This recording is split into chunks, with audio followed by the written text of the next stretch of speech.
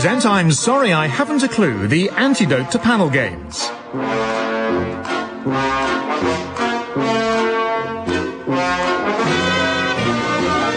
At the piano is Colin Sell, and your chairman is Stephen Fry.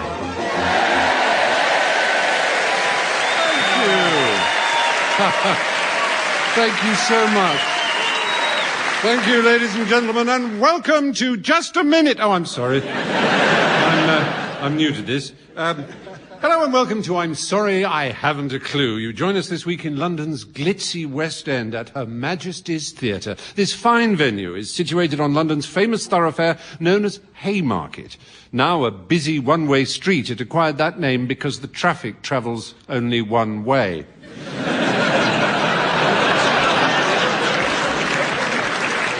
Close by here, of course, is Soho, home to London's French Quarter, which was visited by President Sarkozy during his recent stay in London. The French president was greeted at Waterloo Station and driven via Trafalgar Square. Began to suspect someone was trying to make a point as he sat down to lunch at the Surrender Monkey Bistro.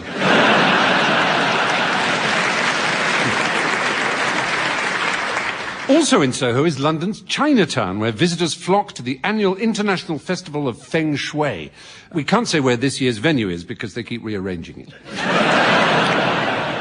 London's West End is, of course, best known as Theatreland, hosting many a hit show. Amongst the most successful was a recent revival of Cabaret, the musical set in 1930s Berlin, with its hyperinflation, worthless currency, mass unemployment, and economic collapse. It's amazing the West End could afford to put on the show at all, really.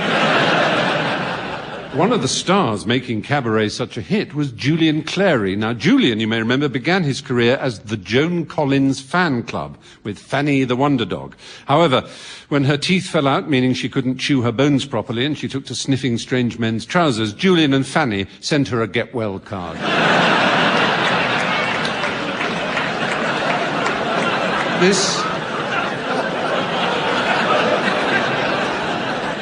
This very theatre has played no small part in the West End's success with The Phantom of the Opera, which in a run of 23 years has unbelievably grossed more than £1.8 billion. And talking of unbelievably gross, let's meet the teams. On my left, Barry Brown and Graeme Garden. And on my right, Tim Brooke-Taylor and Victoria Wood. Now, our regular scorer, Samantha, can't be here this week, but making a very welcome return, I'm very glad to say, I have on my left hand that Swedish sensation, the rippling Sven.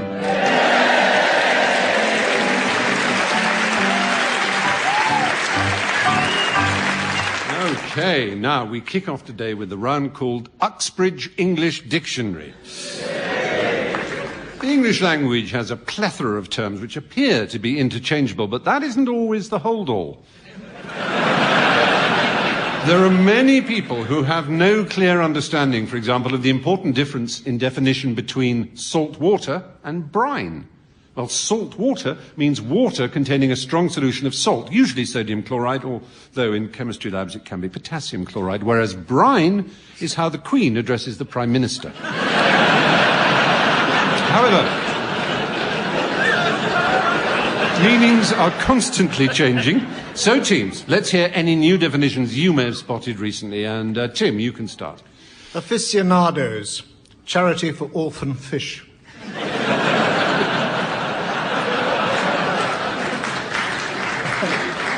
Victoria? Dictaphone. Idiot who's always on his mobile. Barry. Languid. Laid-back Welsh village.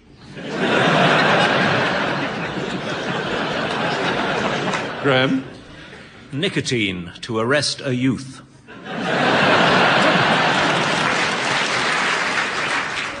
Farcical. Bike that makes you look stupid. Lackadaisical. A bicycle made for one.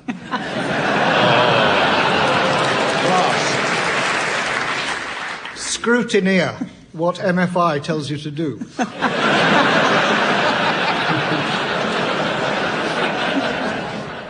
Serpentine, fluid for getting paint off snakes.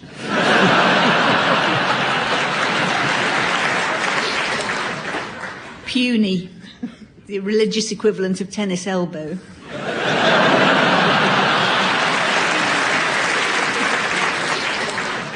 Chinchilla, triple-decker ice cream cornet.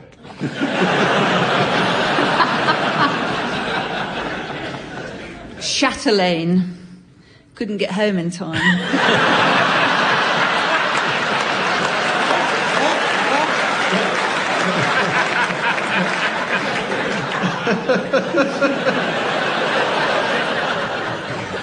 Well, we'll get all those words in the next edition of the Uxbridge English Dictionary. Thank you, teams. Now, you're going to sing along with a selection of well-known discs in the round called Pick Up Song.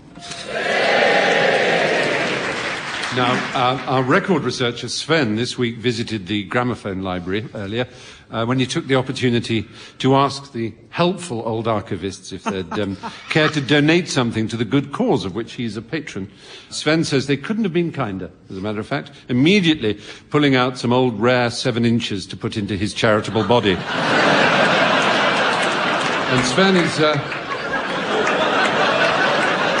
is back now and poised over the turntable, ready to give those discs a spin. Now, you should sing along, teams, and continue when Sven turns the volume down. If, when the music returns, you're within a gnat's crotchet of the original, I'll be awarding points. What do points mean? Prizes! Oh. You learn every day. This week's prize will ideally suit the sweet-toothed S&M enthusiast who's always in a hurry. It's this Bird's Instant Whip. So, Graeme, I'd like you to start, please, and I'd like you to accompany Mungo Jerry singing in the...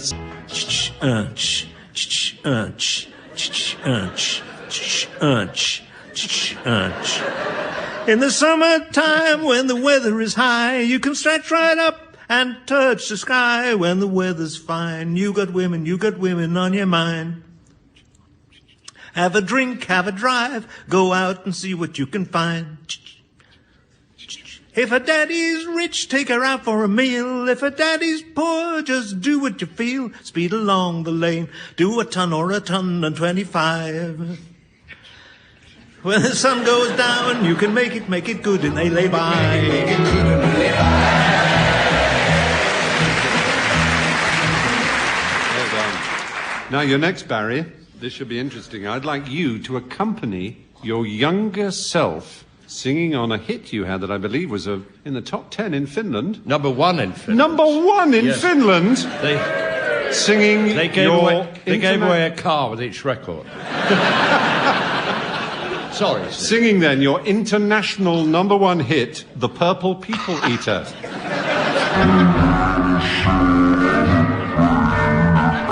No, I don't think so. I think Sven must have been playing that at 33 instead of 45. We'll try again. Sven, come on. Sorry, Sven's only young. He didn't know they existed. It's a 78, Sven.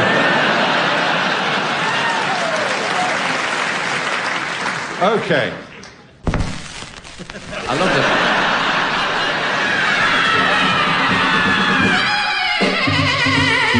Well, I saw a little thing coming out of the sky. It had one long horn, one big eye. I commenced to shaking and I said, hoo-wee. It looks like a purple people eater to me. It was a one-eyed, one-horn, flying purple people eater. One-eyed, one-horn, flying purple people eater. One-eyed, one-horn, flying purple people eater. Sure looked strange to me. Well, he came down to earth and he lit in a tree. I said, Mr. Purple People Eater, don't eat me. I heard him say in a voice so gruff, I wouldn't eat you 'cause you're too tough. There's a one-eyed, one-horn, flying purple people eater. One-eyed, one-horn, flying purple people eater. One-eyed, one sight to see. I said, Mr. Purple People Eater, what's your line? He said,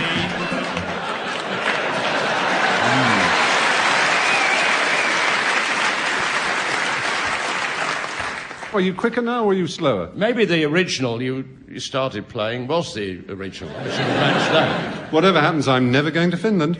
So, finally now, Tim and Victoria. A duet for you, if you would. It's Nicole Croisy and Francis Lay. You may remember them singing Un homme et une femme.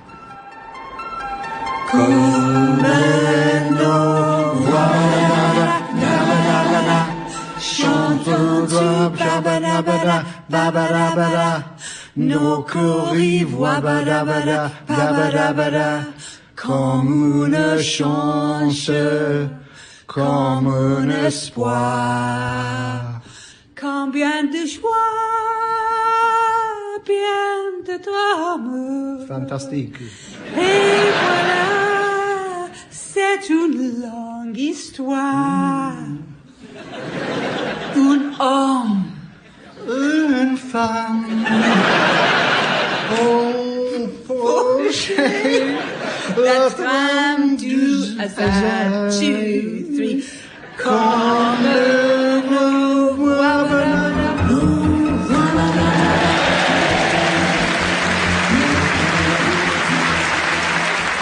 That was wonderful. Very sexy. Sven wants you to know, Victoria, that you could turn him.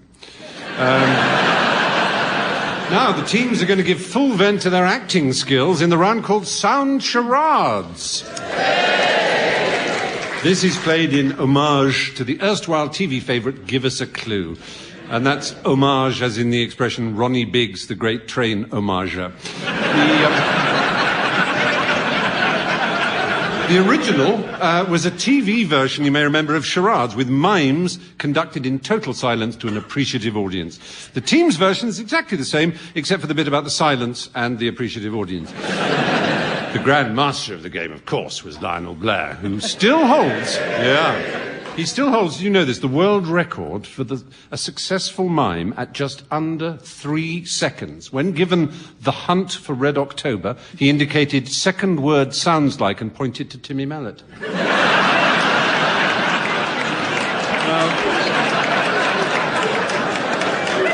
Tim and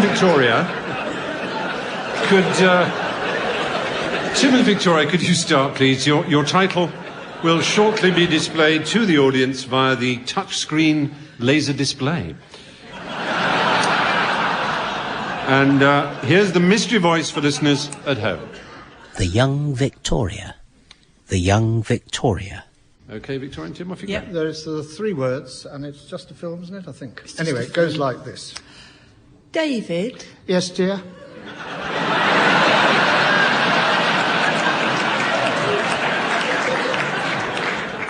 Does my bum look big in this nappy? The end. The end. It's a Posh and Beck's context. Yeah. Yes. To Helen Beck's. David? No. No, not David, but... Footballers' wives. No, it's not David. One's called David, the other one's not called David. He's called David, she isn't. Not... I can't help you much further. Oh, yes. Goliath. Goliath. Do the words not David or not Tim occur? Chip. Is the first word the? Yeah. Is the second word young? No. Yes. Yes, it is, I was kidding. And is the third word not David? Yeah. Young Victoria. Yeah. All right. Well, you had to tease it out of them. Yeah. Right. Story of my life. Don't you just... So now, Barry and Graeme, your title is now being exhibited on the haptic touch screen. And here once more is the mystery voice for listeners at home. Casualty. Casualty. Ooh. I saw a bit We of could that. do Does that it. matter? It's one word. Television, one word.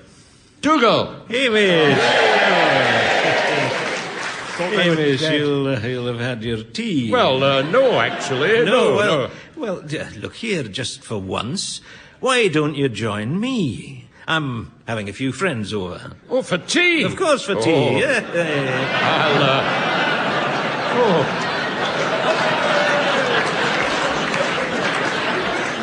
For tea? Aye. Oh, yes. I'll away home and change into my dress kilt and my Sunday sporran. Oh, no.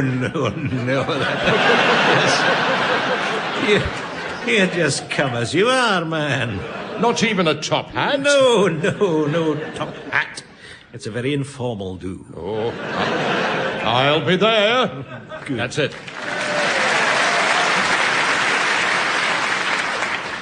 Is it countdown? What do we pick up from that? The people are coming... People are coming over, I think. Yes. And that it's perhaps a casual affair. So it could be Don't know. No. Stop playing with us. You The listeners can't see that. Yeah.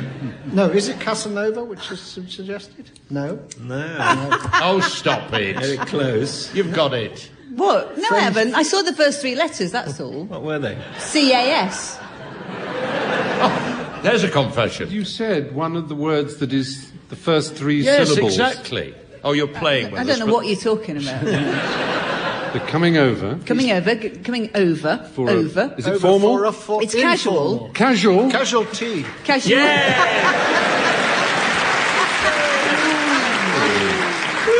That's what comes of I cheating. knew. Cheats never prosper. Cheats never prosper. Now it's time for the teams to take a look at the lives of famous people as portrayed in press interviews and lifestyle magazines. Now, our very own Barry Cryer will be at something of an advantage here as he's constantly being interviewed by magazines and newspapers. Barry's life is a non-stop whirl of meetings and appointments that would daunt a man half his age. If they ever find out what it is that keeps him going, someone should bottle it. Okay, teams.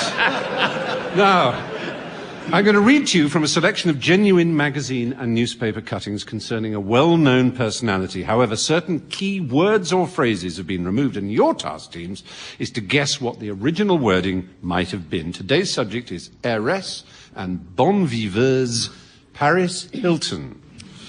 And here's the first quotation. These are all real quotations.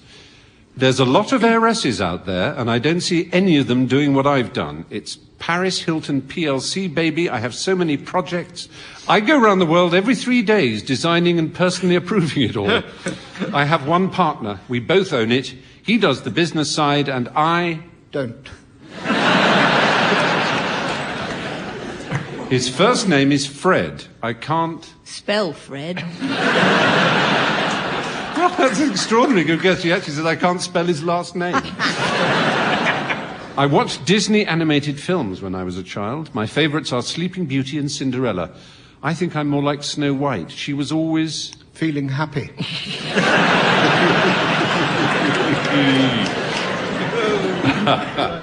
I just like to go out and have fun with my friends. I'm an Aquarius. We're... Supposed to be the rarest blood group. social people. I don't have sex unless I'm... Awake. It's just the opposite of me, then. In a relationship, the best thing I've ever bought with money is my house. I call it my... House. My Paris palace. In my last movie, I worked with this incredible acting coach. We literally were working for like 6 hours a day for 3 weeks before we started... Janet and John, book 1. shooting. The script was really hot. I had the coolest death scene. The producer had T-shirts made for the movie saying... Do not resuscitate.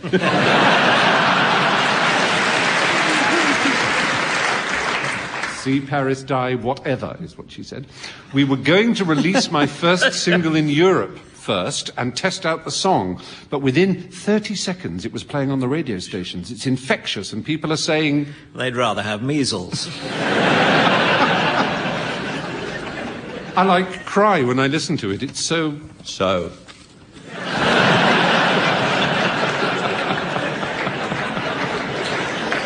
London is my favourite city in the world. I love everything about London. I love the people, the accents, the food, the...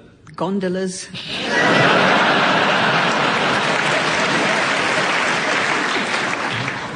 I haven't seen much British TV because I'm always out partying, but I've seen a bit of EastEnders. It looks like... Chekhov to me.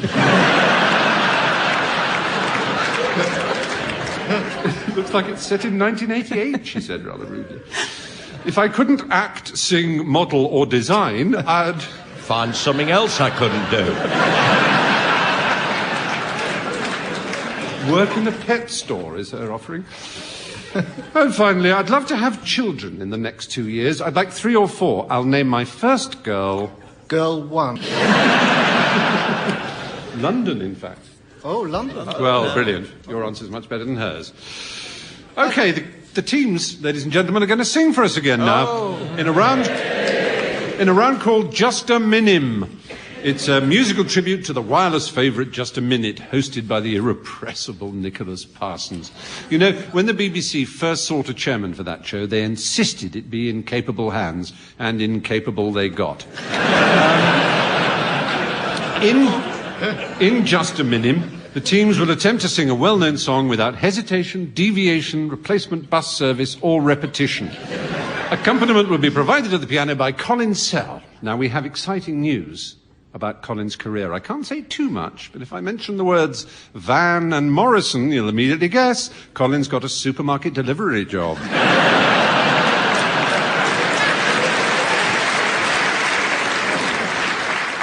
Now, the song I'd like you to sing without repetition, hesitation, or deviation is Hound Dog. Barry, you can start.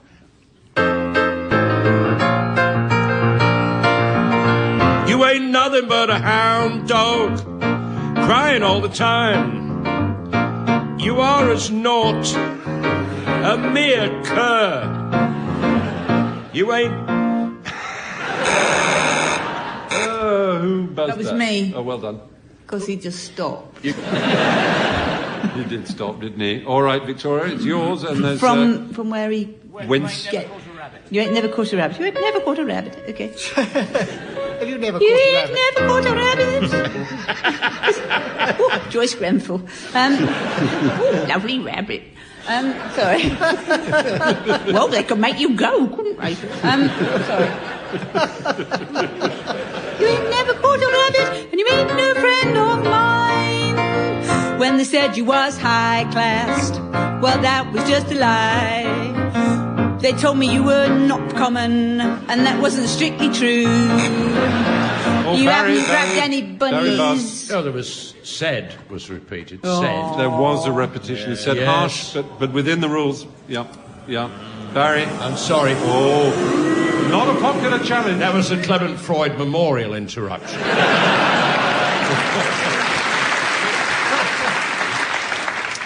Off you go then, Barry. It's yours. Oh, where were we? Oh. I'm allowed to ask where we were, aren't I? No. On the grounds of hesitation. We'll ask someone with musical knowledge. Colin, who can tell us where we were? We're up to... You ain't never caught a rabbit, was where we thank you, were up Victoria. to. You ain't no friend of You mine, have but you never mustn't say you ain't no friend of mine, because that will be You repetition. have never apprehended a lupine Yeah, very good. off my Christmas card list. Isn't it? I thought a lupine's a wolf, isn't it? It is, yeah. You were confusing You're thinking with of lapin. lapin. But I did want to repeat. Lapin. I didn't want to repeat rabbit, obviously, so I thought wolf would do. But Yeah. lapin, if you prefer. Well, have you ever seen a dog that could catch a wolf? What sort of dog would that be? A dog with no Irish sense. wolfhound. That'd be a Yes. wolfhound, wouldn't it? Yeah. Anyway, I think there was also deviation from the tune at one stage. Victoria, that was your challenge, I think, wasn't it? So you pick it up. Oh, God, was it? Yeah. You challenged the lupine. All right. Right, go on. You are really a big, fat, four-legged, jumping-up animal, and you're whinging constantly. You are always sniffing at the dog's bottoms and moaning a lot 24/7. Tim challenged. That was definitely deviation of the worst possible It form. wasn't. That's what Sniffing dogs do. a dog's bottom. That's what dogs do. It's another way of saying you're a dog. Yes, but humans do things, but we don't mention them. No, I didn't mention them. Well, we do on this programme, Tim. It was a dog. It was a dog, and I'm that's going to what allow dogs that, do. Victoria. Thank you I'm very going to allow much. that. We've got 5 seconds. Yeah. Beatrix Potter would be really keen on you, but I'm not.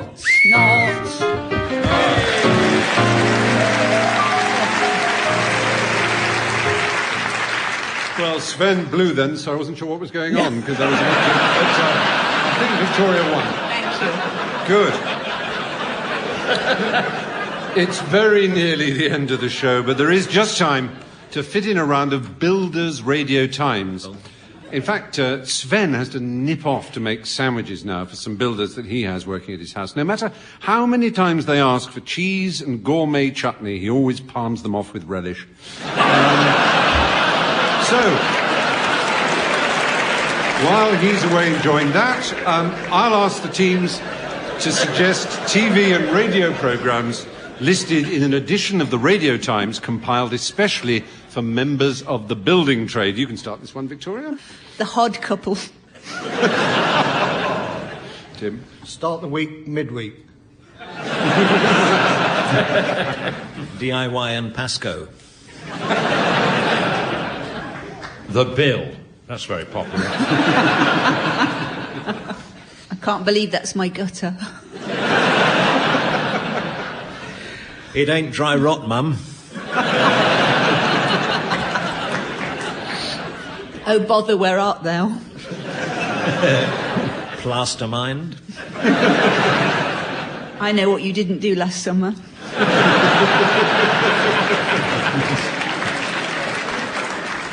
Bum Cracker Jack.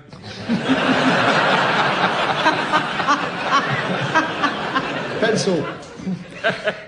The #1 shady defective agency. Casual tea with 4 sugars. And the late night movie, Bring Me the Hod of Alfredo Garcia. Well, ladies and gentlemen, well, as the bull of time wrecks the china shop of destiny, and the china shop owner decides he should probably have got a cat, it's the end of the show. So, from the teams, from Sven, myself, and the good people here at Her Majesty's Theatre, it's goodbye, goodbye. Barry Cryer, Graeme Garden, Tim Brooke-Taylor and Victoria Wood were being given silly things to do by Stephen Fry, with Colin Sell setting some of them to music. The programme consultant was Ian Pattinson and the producer was John Naismith.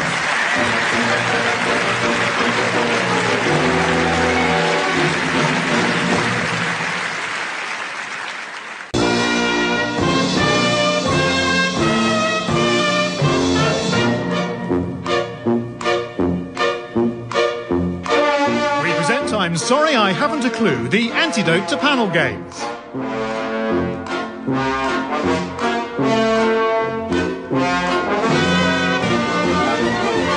At the piano is Colin Sell and your chairman is Stephen Fry.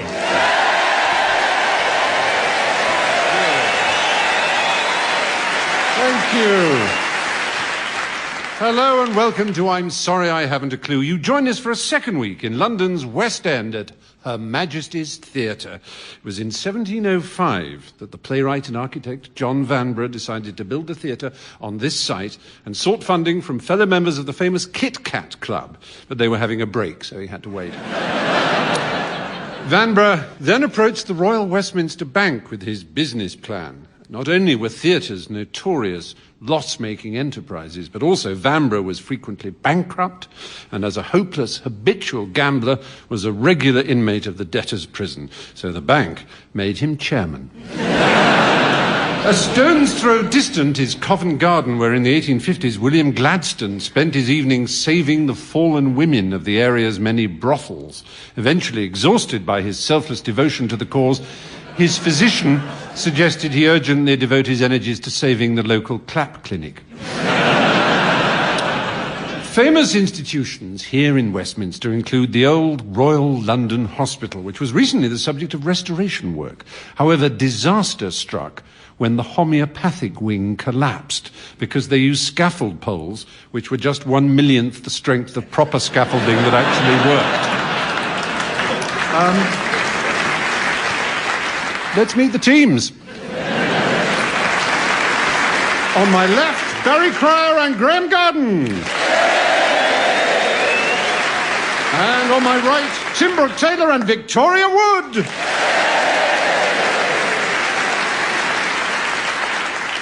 And I'm very excited, though perhaps not as excited as some, to welcome to her place at the desk next to me to enjoy an evening of frantic scoring. Please welcome the ever-delightful Samantha.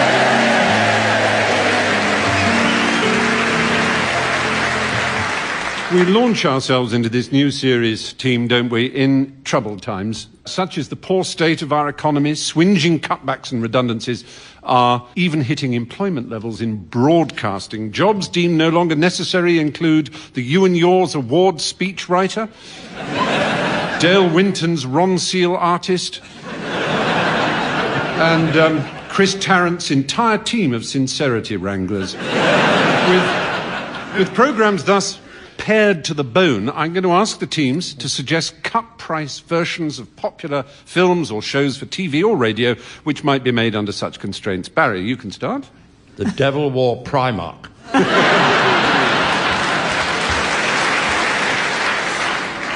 Tim. No deal.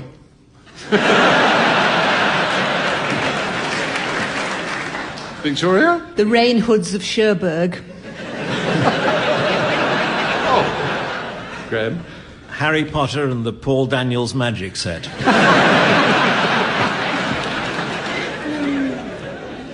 Just a second. The Curious Case of Jensen Button. Slumdog Milliner. Goodbye, Mr. Chip. Who's Afraid of Victoria Wood? Actually, that'd be quite expensive, sure. The Casebook of Eamon Holmes.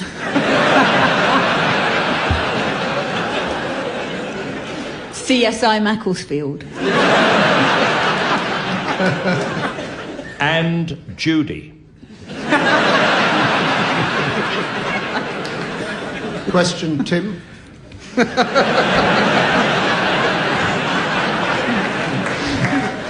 Crossroads. Yeah.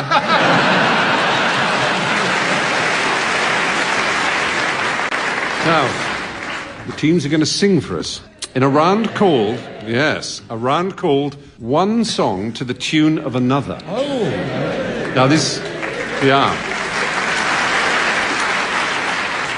simple and well-known concept will require explanation only to someone who's been out of touch and living in a cave for the last 35 years. So teams, this is how it works. All right? A song is made up of two basic elements, the tune, yes, and the words. No, I'll put this more simply. These two elements are like a lock and its key. All right? The lock represents the tune, providing security for the words to be inserted, just like the key, to open up a world of musical wonderment.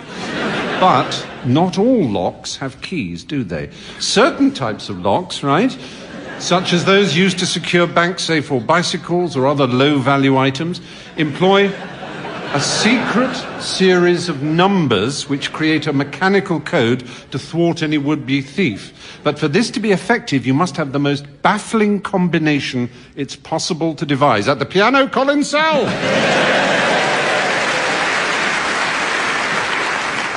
So, Barry, let's start with you, shall we? I'd like you to sing, please, the words of Don't Cha by the Pussycat Dolls to the tune of Wandering Star.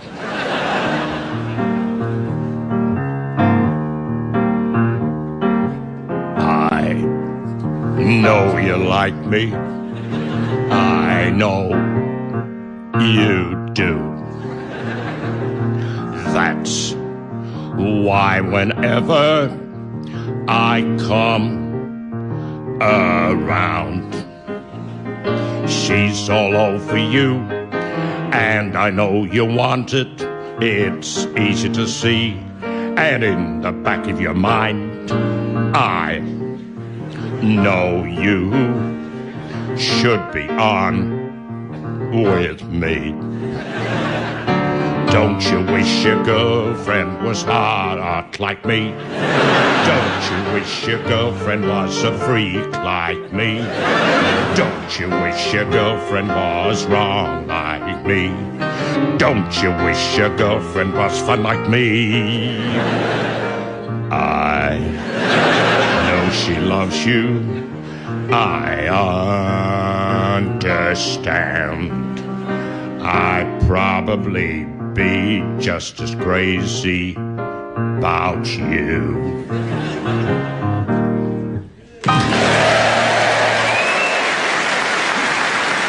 Magnificent. And I'm going to give you extra points there for keeping your teeth in. Well done. Now, Tim, I'd like you to sing the words of Fit But You Know It by the Streets to the tune of Some Enchanted Evening.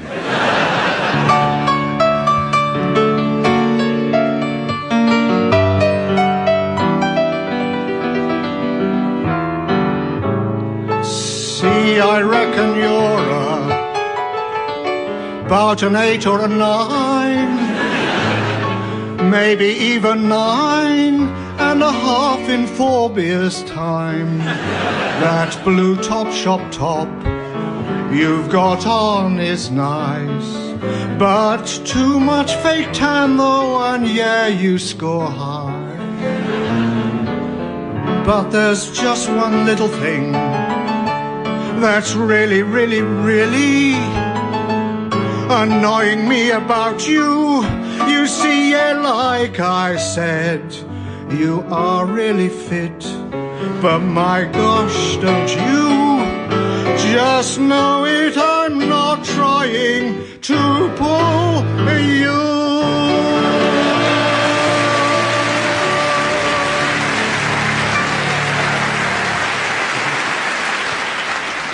Breathtaking. Victoria, I'd like you to sing the words of Life by Desiree to the tune of the Battle Hymn of the Republic.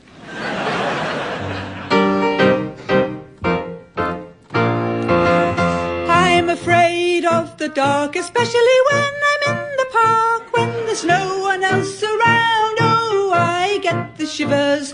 I don't want to see a ghost. It's the sight that I fear most. I'd rather have a piece of toast, watch the evening news. Live, live, oh live, oh live, oh live, live, live, oh live, oh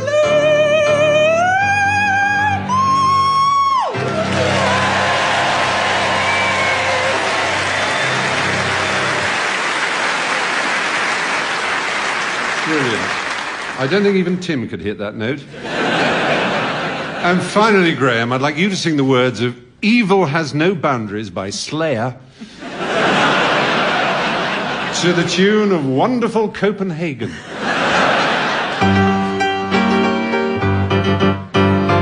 Blasting our way through the boundaries of hell, no one can stop us tonight. We take on the world with hatred inside, mayhem the reason we fight. Satan, our master in evil mayhem, guides us with every first step. Our axes are growing with power and fury. Soon there'll be nothingness left, surviving the slaughters and killing we've lost.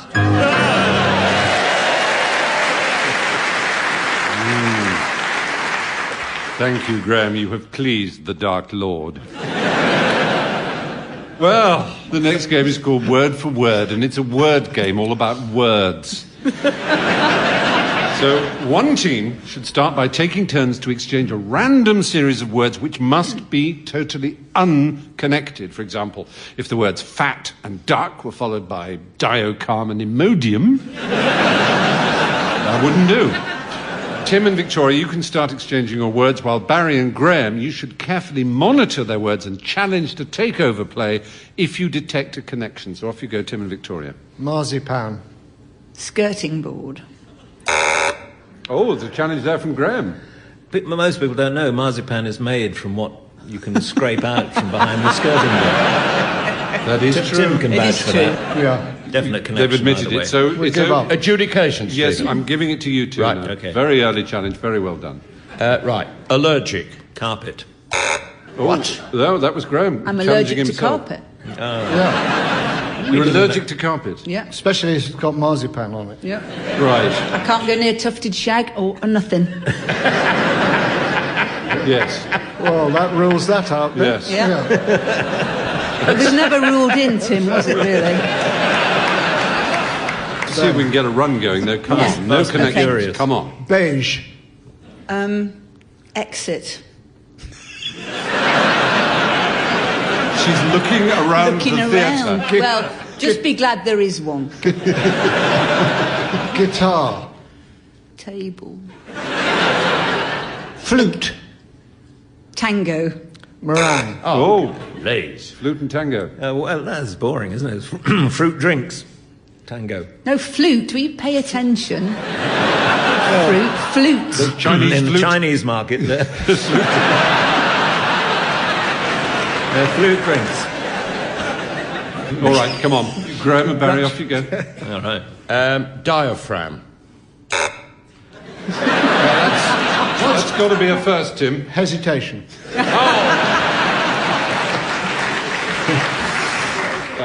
Bliss, but no. Right. Marmalade. Garrulous. Jam. Hyperbolic. Yogurt. Oh, dangerous.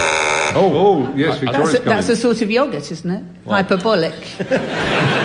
It is, It's good isn't for your it? It's with a live intestines, isn't it? culture. Yeah. That's Yeah. absolutely right. Hyperbolic yogurt. Yes, I was praying Gray wouldn't say That's that. right. By Danone. So, From the another Bright commercial. Garnier. well, that was a wonderful round. I enjoyed that enormously.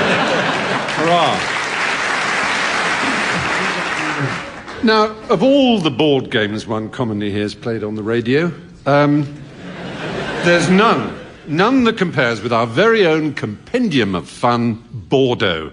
And, without further ado, who's going to be blue? Oh, that's me. I'll be yellow. I'm green. Barry, are you red? Yes. So you should be. Now zip it up and let's get on with the game. Have you all selected your tokens? Yep, I've got a little top hat. I wanted a top hat.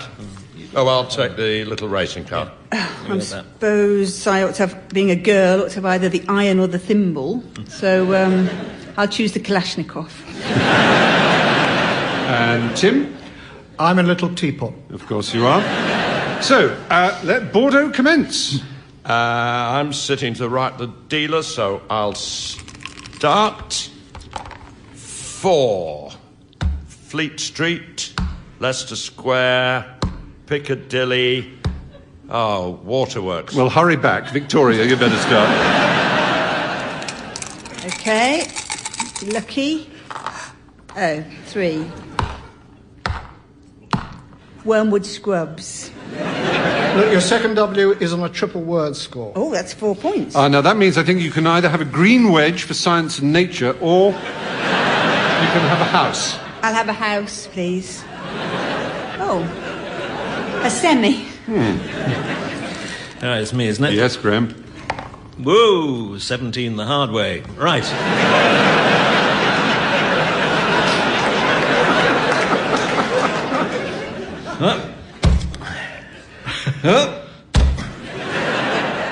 This top hat is heavier than it looks.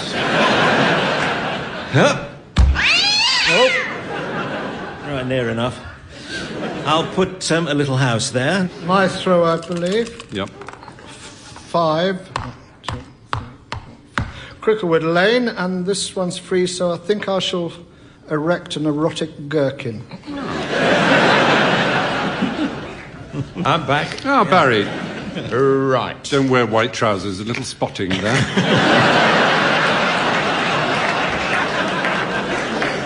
Is it me? Oh, it wasn't me. Silent ones are the worst. Now, right. Scrambled bag, 7 letters. Oh, Q, but oh no, U. T. You've got a E. B there. Oh yeah, I can spell 3. Pool Street Station. There's no such place as Pool Street Station. There is if you take the liver out of it. Now, Barry, you need a steady hand for that. Careful.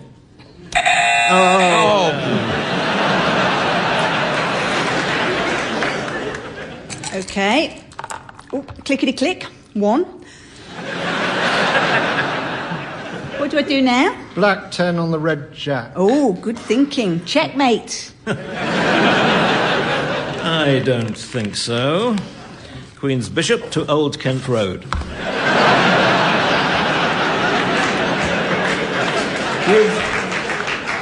You've landed on my gherkin. To apologise, I didn't notice. They never do. No. Tim, it's your go. Okay. And second serve. Come on, Tim.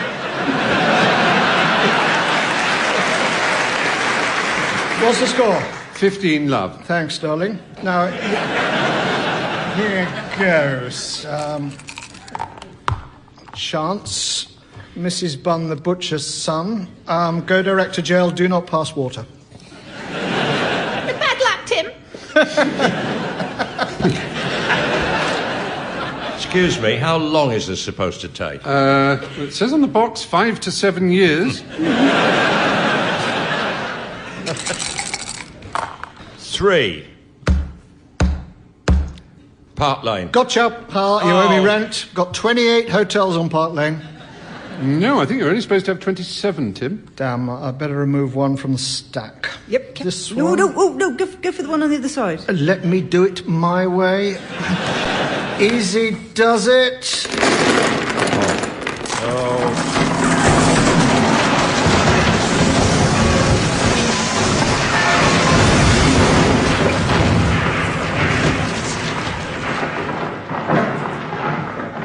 Oops.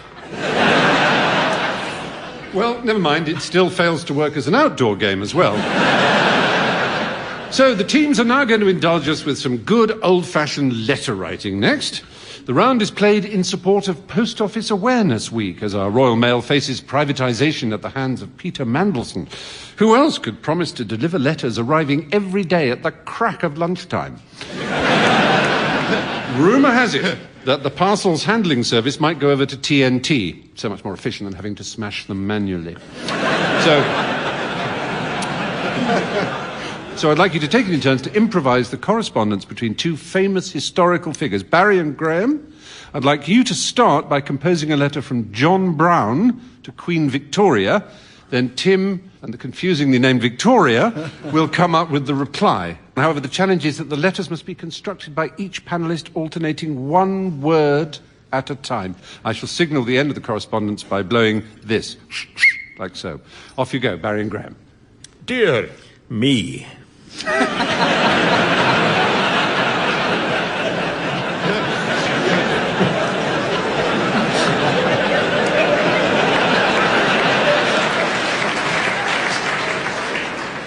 Yule. Tide. He's on fire. Is approaching.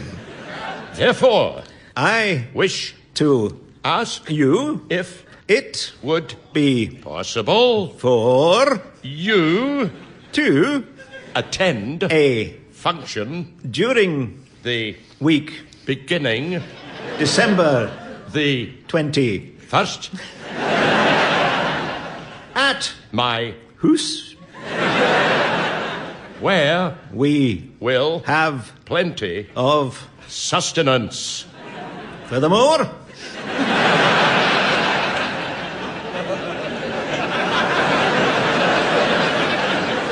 I propose to lay on my back and wave my legs like this.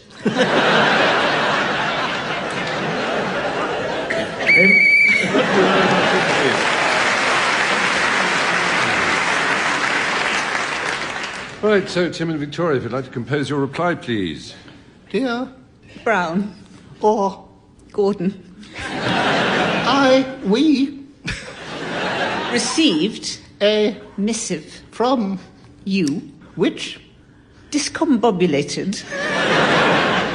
us Slightly.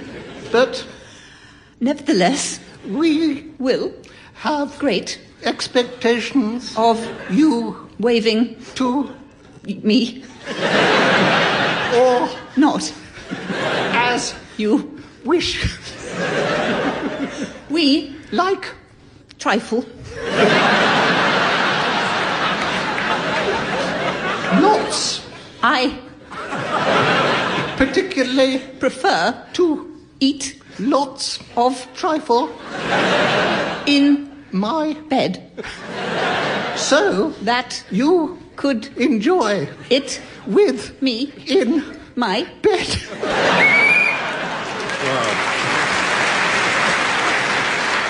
It's music time again with Swanee Kazoo. Yes. This is where the teams play duets, combining the emollient glissando of the Swanee whistle with the cheeky rasp of the kazoo. Piano accompaniment will be provided by Colin Sell. Colin has recently been highly praised for his work with the White Stripes. So much so he's been nominated for Zebra Crossing Painter of the Year. Okay. Tim and Victoria, you can start, and I'd like you to provide us with a rendition of Singing in the Rain to feature Victoria Wood on the kazoo and Mr. Tim Brooke-Taylor on the Swanee whistle.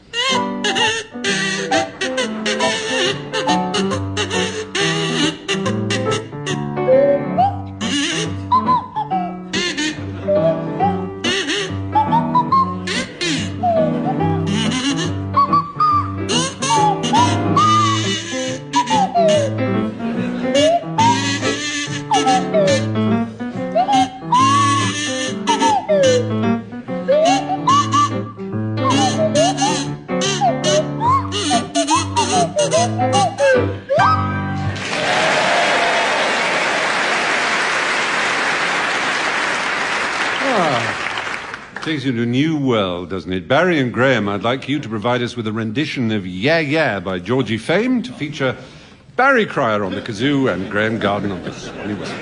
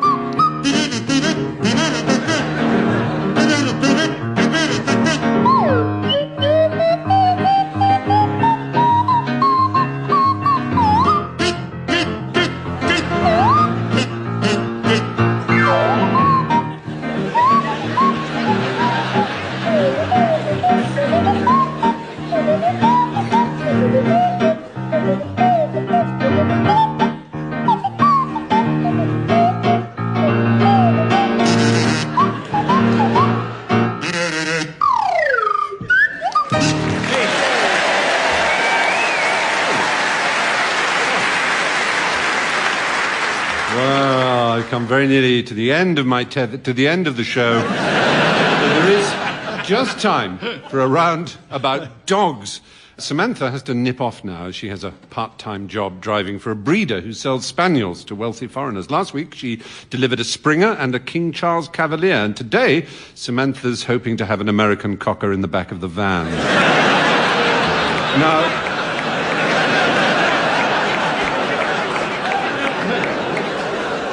as you know, teams, you'll be only too painfully aware that niche marketing is all the rage. So I'd like suggestions, please, of shops and other commercial organisations which might provide goods or services specifically for dogs. Graeme, you can start. Barks and Spencer. Tim? A couple of airlines, Ryanair Dale and FleasyJet. The advertising to be done by Scratchy and Scratchy. Victoria? I got some jewellers, H Spaniel, and Sniffinnies. Barry? Wet nose. Just got that. Carbone Warehouse. Pooch the chemist. Wagamamas, yeah. Mr. Whippet, ice cream. Schnauzer Fraser. Hound stretcher. Abercrombie and Fetch. It's sad. There used to be wool wolves, but they called in the retrievers.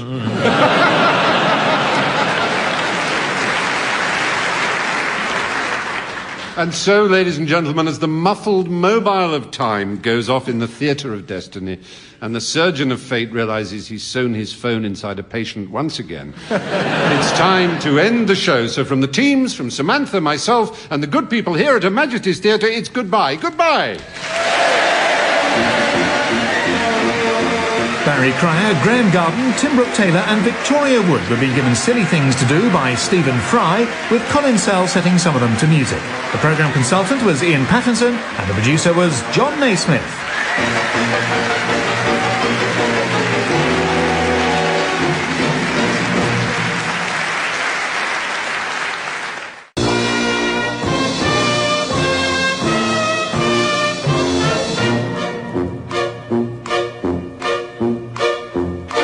We present I'm Sorry I Haven't a Clue, the antidote to panel games.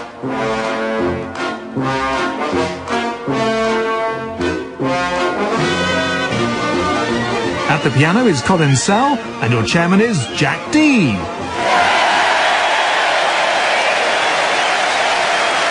Hello, and welcome to I'm Sorry I Haven't a Clue. You join us this week in Southampton at the Mayflower Theatre. Originally called the Empire, this theatre was built in 1928. For the time, the theatre boasted unheard of luxury, including a roof garden providing fine views over Southampton Water and down into the docks. But the fun ended when he fitted curtains to his surgery.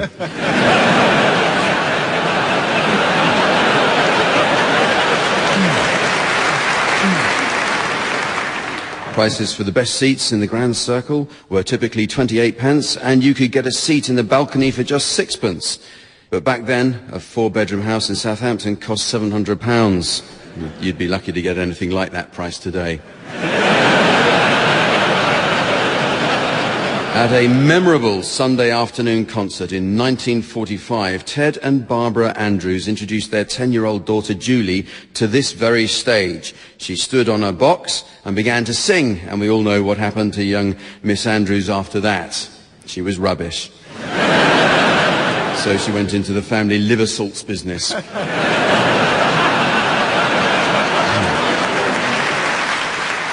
Since the 1970s, the main sea traffic operating here has been the Isle of Wight ferries.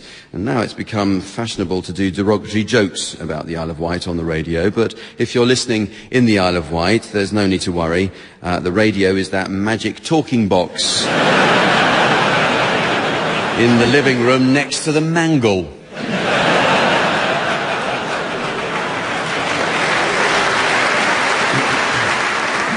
Southampton is also notable as the home of the world-famous Ordnance Survey. It's recently been discovered that board surveyors put jokes in the early maps. In Lincolnshire, there's a contour line in the shape of a baby elephant. And in Hampshire, if you look very carefully, there's the outline of a little toilet. Basingstoke, I think it is.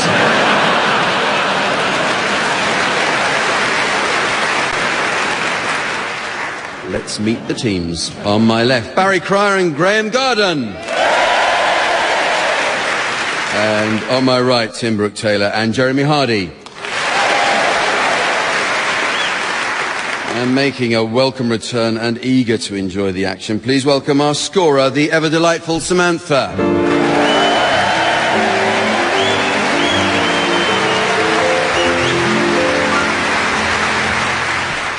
Okay, we start with a round which does exactly what it says on the tin, may cause drowsiness.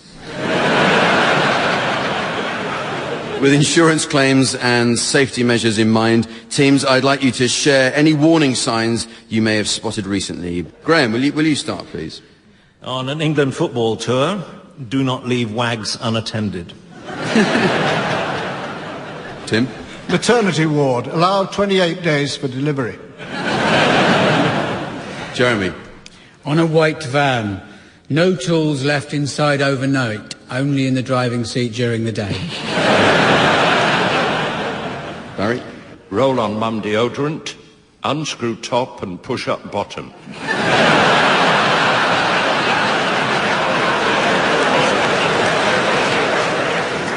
Warning, Lord Mandelson, caution, could be slippery when talking.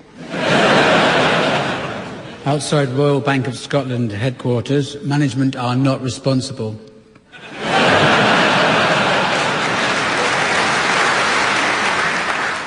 On a pair of Y fronts, warning, may contain nuts. On a birthing pool, may contain nudity and strong language from the outset. Any resemblance to actual persons or events, living or dead, is unintentional and purely coincidental. News of the world. On a portion of spare ribs, contents are ribbed for your pleasure. On a box of free-range eggs, batteries not included. This door is alarmed, and the window's a bit jumpy too.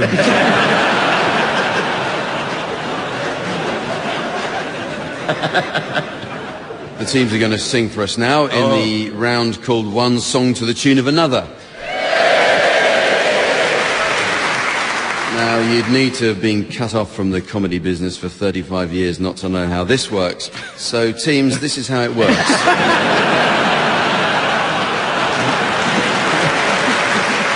If you think about it, a song is just like a prize pig. The pig represents the lyrics, which you keep in a pen or tune. After a while, you may have to send the pig into the abattoir and replace it with another pig, or literally sing one song to the tune of another. Certain celebrity chefs have actually taken to keeping classic breeds, such as Tamworth or Gloucester Old Spot, as family pets before consigning them to the abattoir. Speaking of the slaughter of much-loved classics, at the piano, Colin. Okay, so we'll start with you, Barry. I'd like you to sing the words of My Ding-a-Ling to the tune of the Dam Busters March. When I was a little bitty boy, my grandmother bought me a cute little toy, silver bells hanging on a string. She said it was my ding-a-ling, a-ling, oh my ding-a-ling. Everybody sing, I wanna play with my ding-a-ling, a-ling.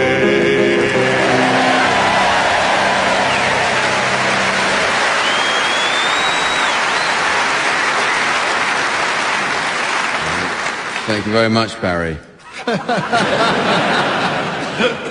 It's like doing a show in sheltered accommodation.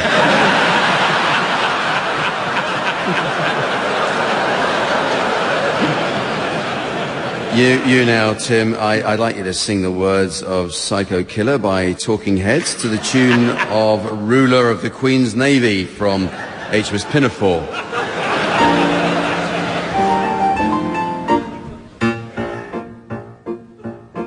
I can't seem to face up to the facts. I'm tense and nervous and I can't relax. I can't sleep 'cause my bed's on fire. Don't touch me 'cause I'm a real live wire. Psycho killer, qu'est-ce que c'est? Fa fa fa fa fa fa fa fa fa fa. Psycho killer, qu'est-ce que c'est? Fa fa fa fa fa fa fa fa fa fa. Better run, run, run away. Psycho killer, qu'est-ce que c'est? Fa fa fa fa fa.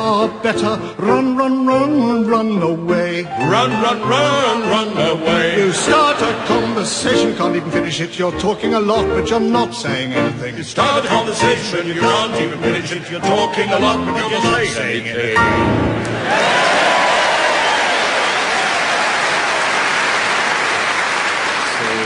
Your turn, Graeme. I'd like you to sing the words of Frankie Howard's Three Little Fishes to the tune of the chorus of the Hebrew Slaves. I thought I was doing something else. Doing something else now? You're now watching A Family at War. Well, yeah, I've got the words for Grandma, we love you. No, I've said I'd like you to sing the words.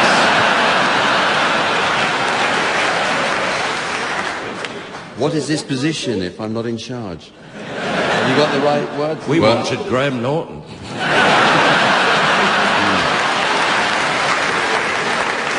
Even I tried to persuade him.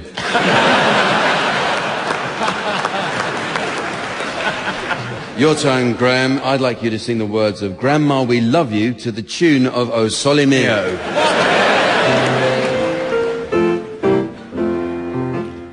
Oh, you're the greatest grandma. On this we all agree. You're always making nice things to eat and loads of cups of tea. Grandma, we love you. Grandma, we do. Whenever we are far away, we always think of you. You're a very lucky grandma.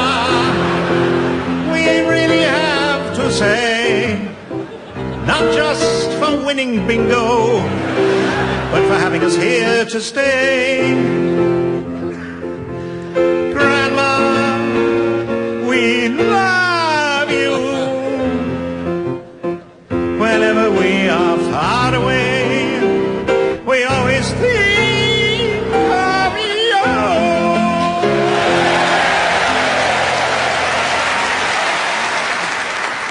Thank you, Graeme. And finally, Jeremy, I'd like you to sing...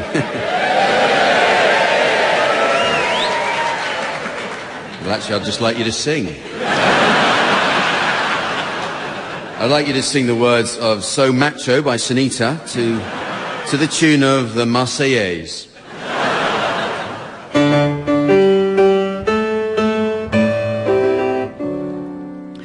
I don't want no 7-stone weakling, nor a boy who thinks he's a girl. I'm after a hunk of a guy, an experienced man of the world. There ain't no way that I'll make do with anything less than I'm used to.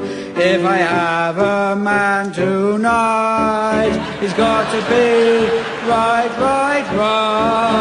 So macho, he's got to be. So macho, he's got to be.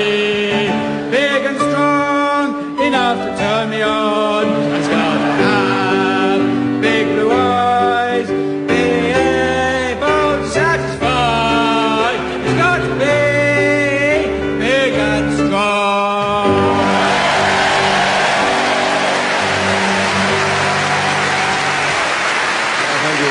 Thank you, Jeremy. And they weren't laughing at you.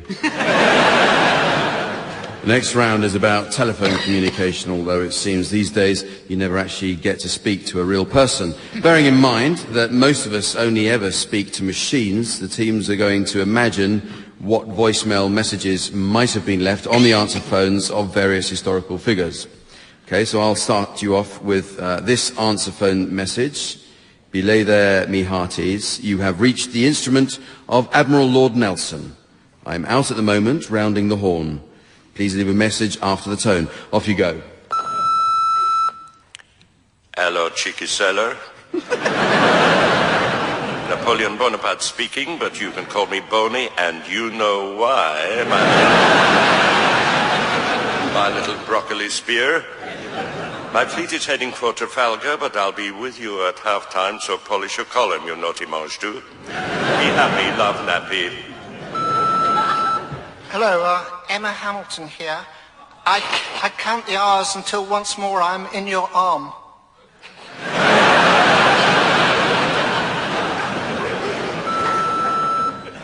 Hi, it's Hardy here. Look, I'm sorry if I've given you the wrong impression.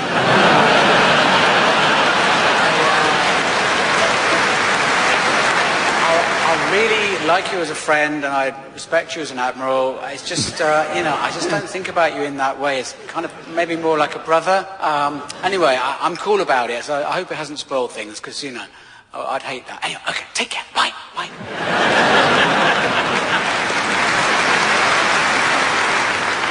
Jeremy, would you now leave an outgoing answer phone message from Julius Caesar? Hello, Julie here. I'm on tour at the moment. If it's about work, please call my agent, Cliffordus Maximus, on VII, VIII, III, III, IX, IVI. Otherwise, call the mobile. V-I-I, V-I-I-I, V-I-I, V-V-I-I, V-V-V, I-X-I, V-I-I. Ciao.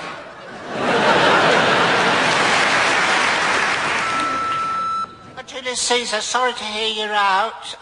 Hope you come back to Britain soon for fun and games. Your friends Vaney, Vidi and Vicky.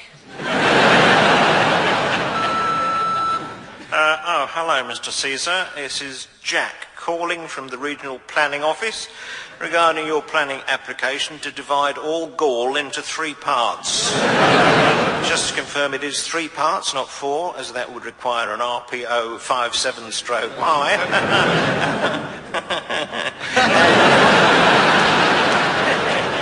And I presume you have no intention of adding a conservatory. Bye-bye.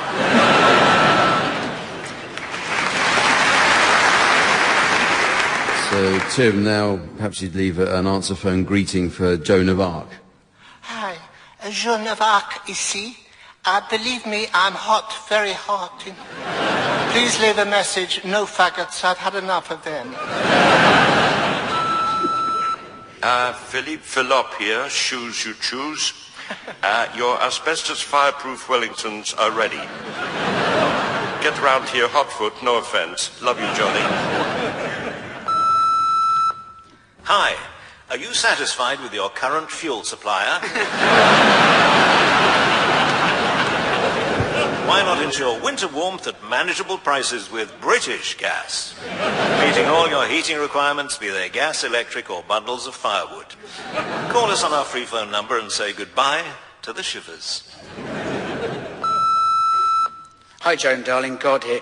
Listen, I've had second thoughts about this whole war with England thing. You know, I hope you haven't made any plans. It's kind of dangerous. You're only a slip of a girl. So I hope you haven't put yourself at any risk. Oh, you're here.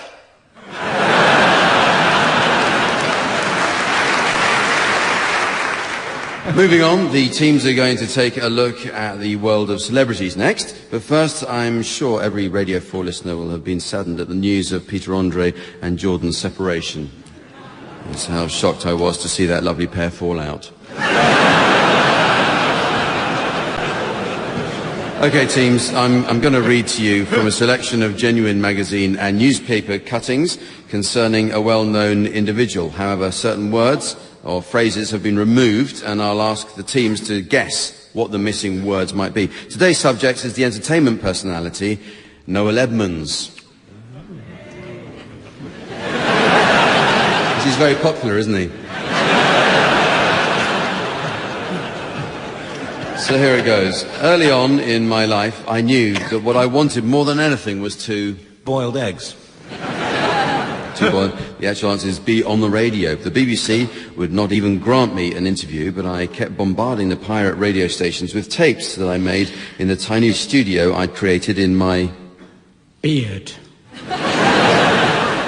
In my bedroom. Eventually, I was given a job making trailers and... sometimes caravans. competitions for Radio 1. This gave me the opportunity to be around the studios at every hour of the day, and I quickly set about making myself... unpopular. As useful as I could. I was absolutely positive that one day this approach would produce an opportunity, and sure enough, when Kenny Everett contracted flu with just 24 hours' notice, I was asked... Have you just been to Mexico? I was asked to present his Saturday morning show. The station intended to call me by a name they already had in a jingle package. It rhymed with anchor. Randy West. I was very tired by the time House Party ended, and I think the viewers were probably tired long before that. Tired too. 6 years when I wasn't on screen, I was farming in Devon. I've given a foal mouth to mouth. It's hard. You can only see each other on visiting days.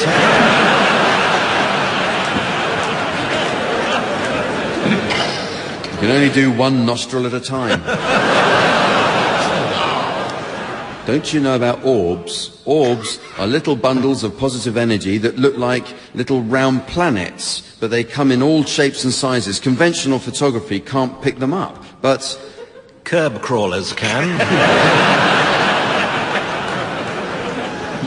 But digital cameras can. I've got loads of photos of me at home with 2 orbs that visit me. The 2 that I have are about the size of melons. I like to think they are... The Mitchell brothers. I like to think they're my parents. It's bonkers how huge Deal or No Deal has become. It's a fascinating format because if you think about it, it's... Rubbish.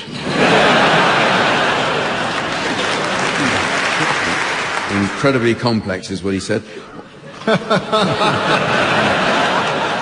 I don't see it as a second chance. I see it as... one final desperate throw of the dice. A fresh era. The fastest I've ever driven is 186 miles an hour. I was completely... pissed.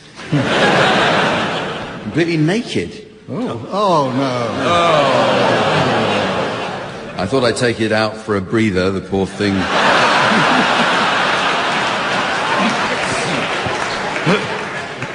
The poor thing was stuck in... my zip. Stuck in its stable and needed exercise. Oh. I remember when arriving at the roundabout horrendously fast, I almost didn't... manage to get on the little fire engine. Almost didn't stop. Very straightforward on immigration. The bus is full. We haven't got enough energy. We haven't got enough electricity. We haven't got enough... bigots.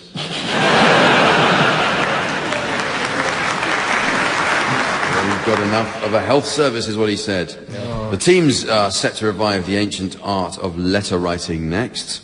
Long before the age of email and Twitter, when missionaries first went to the South Seas, they took printing sets with them, but some letters of the alphabet would go missing. One island race was taught English without any O's or F's. To this day, they still can't spell for toffee.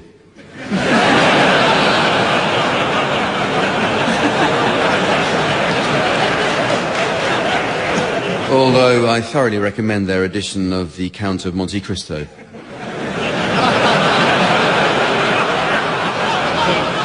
Okay, teams, I'd like you to take it in turns to improvise the correspondence between 2 people, Graeme and Barry. I'd like you to start by composing a letter from Dan Brown, author of Da Vinci Code and Angels and Demons, to Pope Benedict. Then Tim and Jeremy, you'll come up with a reply, and so on.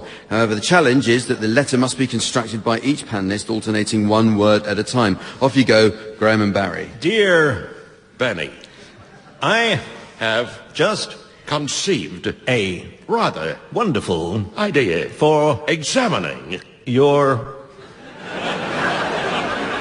life, because I always thought that you were Jewish.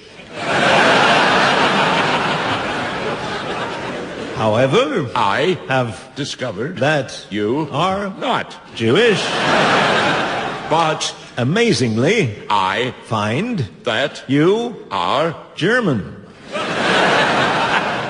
Therefore, it behooves me to ask you if I can write this story in English which will entail voluminous yet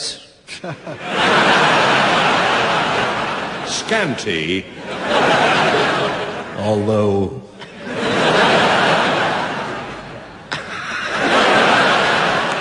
penetrating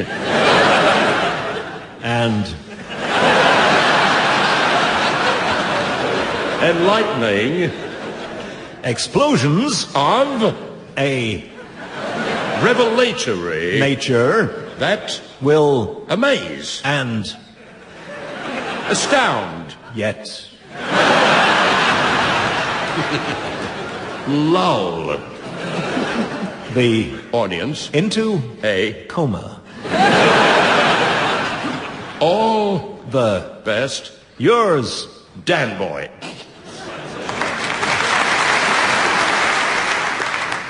Jeremy and Tim, you want to reply to that? Dear Daniel, got your message. yesterday. What Did you really mean what you say in your letter?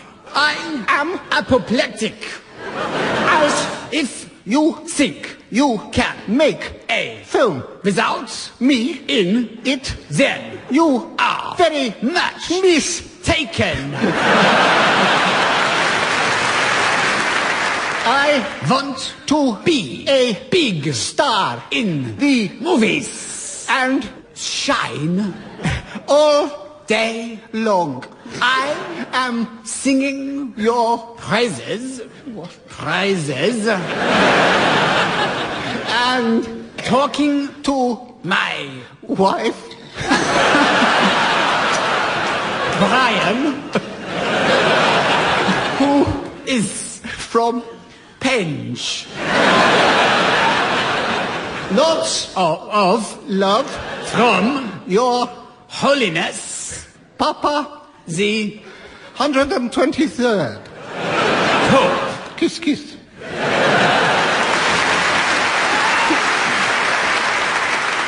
Well, it's very nearly the end of the show, but there is just time to fit in a round of... Are you stupid or something? There is just time to fit in a round of Bankers Film Club. Samantha is off to meet her gentleman friend who's trying to raise the money to buy a large detached house. But the banking crisis has caused him problems investing his cash, and it's even affecting their relationship. Samantha says he'd put it in, lose interest, and take it out again. And now he can barely manage a semi.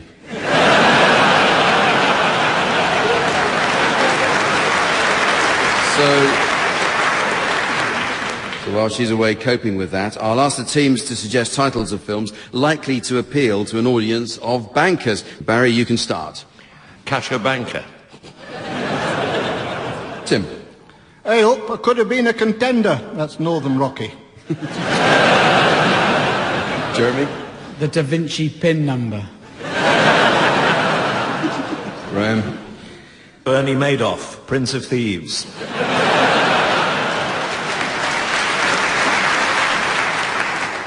Home Alone.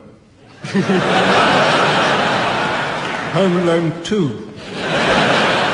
The Savings of Private Ryan. This one's a video game, Sonic the Hedge Fund Manager. Bring me the statement of Alfredo Garcia. 1 million years HSBC. The wind that shakes the Barclays. A bridging loan too far. How NatWest was won. The bridging loans of Madison County.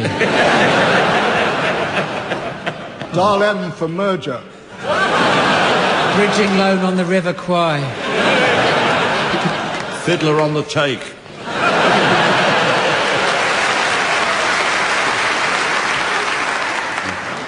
And so, ladies and gentlemen, as the curious kitten of time peers through the washing machine window of fate, before the housewife of destiny opens the door to let it out, I notice it's the end of the show. So from the teams, Samantha, myself, and the good people of Southampton, it's goodbye. Goodbye. Barry Cryer, Graeme Garden, Tim Brooke-Taylor and Jeremy Hardy were being given silly things to do by Jack D, with Colin setting some of them to music. The programme consultant was Ian Pattinson and the producer was John Naismith.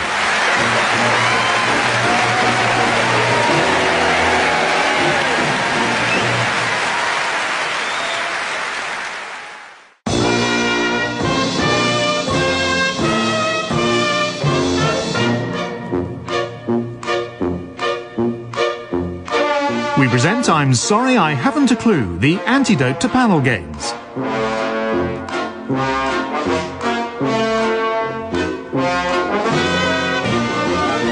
At the piano is Colin and your chairman is Jack D.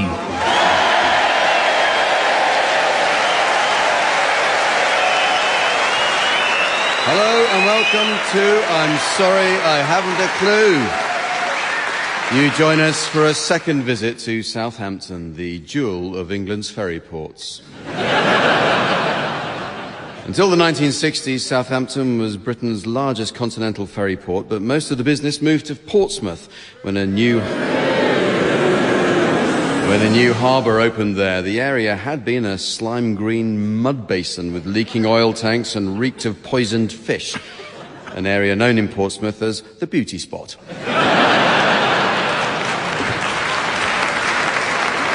This area of Hampshire is most famous for the New Forest, which became notorious in the year 1100 when King William Rufus was killed there by an arrow while out hunting. Historians believe William was assassinated as he was so unpopular with the barons. One who dared to criticise the king was the Earl of Northumbria, so William had him castrated, after which he spoke of him really quite highly.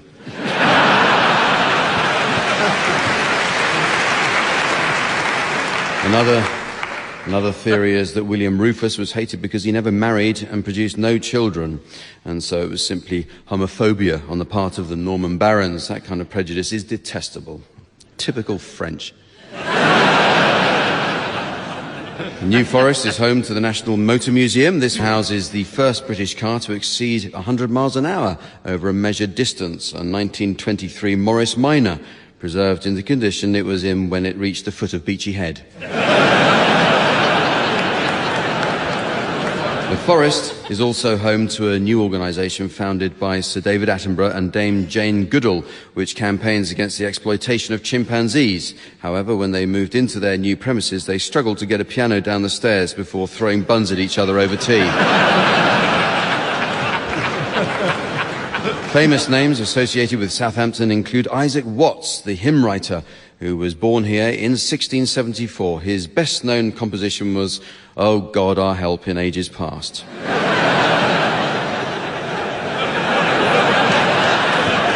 Let's meet the teams. On my left, Barry Cryer and Graeme Garden. And on my right, Tim Brooke-Taylor and Jeremy Hardy. And positioning her comfortable seat on my left hand, please welcome our scorer, the delightful Samantha.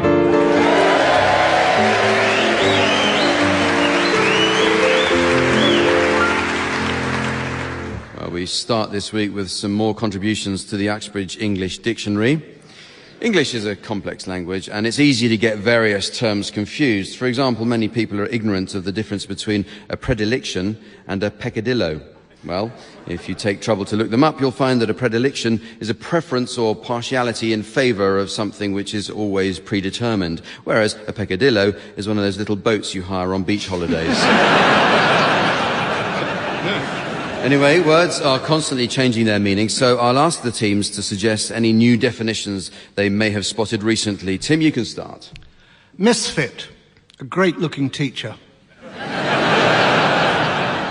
Graeme. Sacrilegious, bag worship. Barry? Phlegmatic, battery-operated handkerchief. Jeremy? Interred, the position that Gordon Brown finds himself in.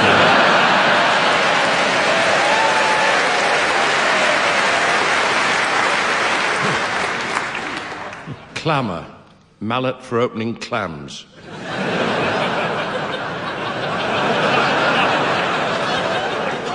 Ball bearing, the side you dress. Diagnostic, Welshman unsure if God exists.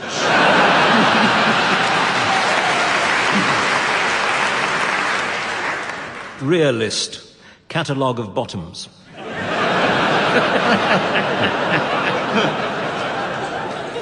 Bipolar, a bear who's grizzly one day and all white the next. Newcastle, to drop an atom bomb on Piers Morgan.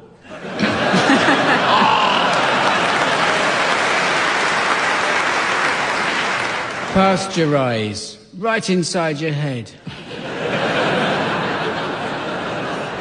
Pantomime, silent Y fronts. Baltimore to ask for seconds in an Indian restaurant.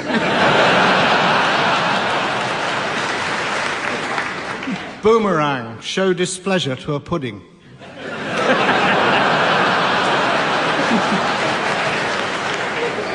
Catastrophe. My moggy has won a prize.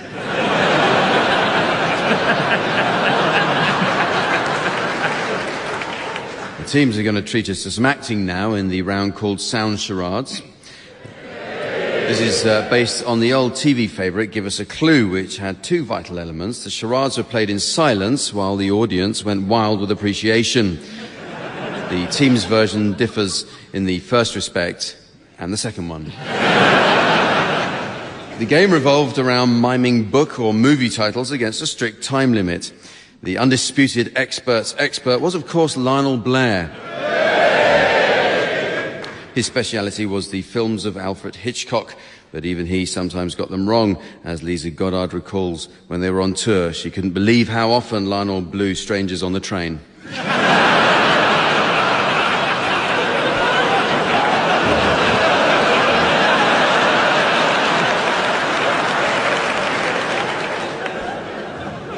Tim and Jeremy, you're to start, please, and your title will shortly be displayed. And here's the mystery voice for listeners at home. Dirty Dancing. Dirty Dancing. It's 2 words. It's best known for a film, but there have been stage productions and possibly lots of other things. But it goes something like this. So do I put my left arm here, do I?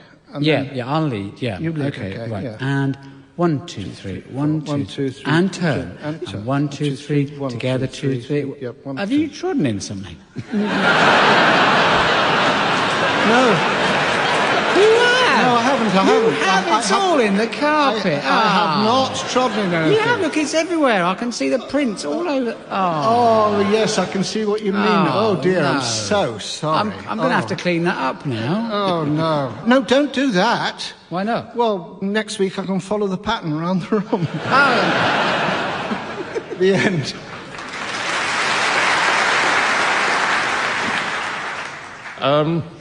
Time's up.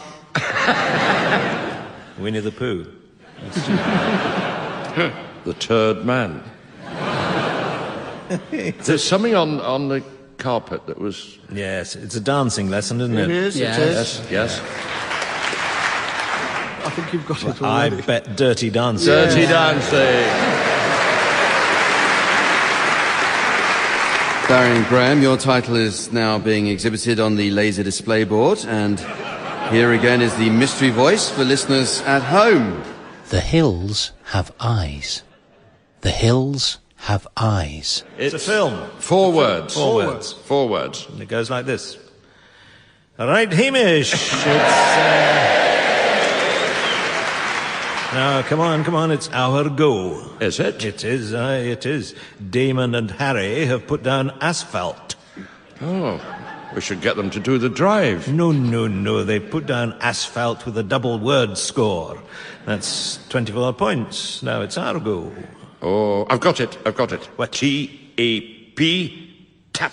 Oh, good thinking, old friend. Aye, that's clever. You can use their letter A. And I had a P somewhere. You did, I saw you. And you'll have had your tea. Oh, indeed, yes. Better still, I could go for clinic. I thought that was Thursdays. No. Here we are, C, L, N, and C. Oh, yes, but only the vowels are missing. James, I do believe Harry and Damon have the only 2 letters we need. Oh. That they do. How many words is it? C-L-N and C. 4 words. And what are they? Beyond you. Has it got C-L-N? Oh, we're trying to spell clinic. And you're missing 2 eyes. Yeah. Yes, keep on. And we think Harry and Damon have got 2 eyes.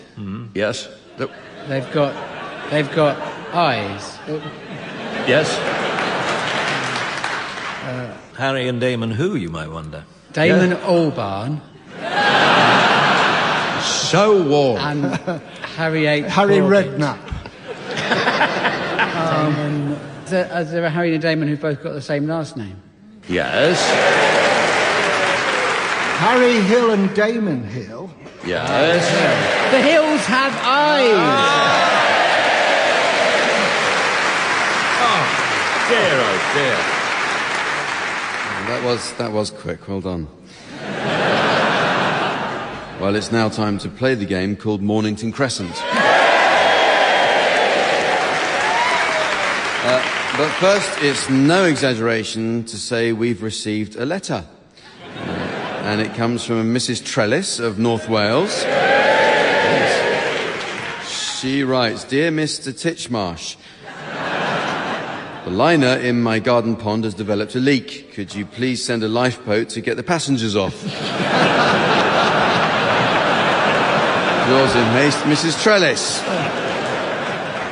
OK, teams, since I've not umpired a game of Mornington Crescent before, I'd be grateful if you could keep to the simple ancient and modern rules. Yeah. Nothing outside Jessop's loop, please. Oh, in addition, we're going to try out the new computerised Mornington Crescent solver software.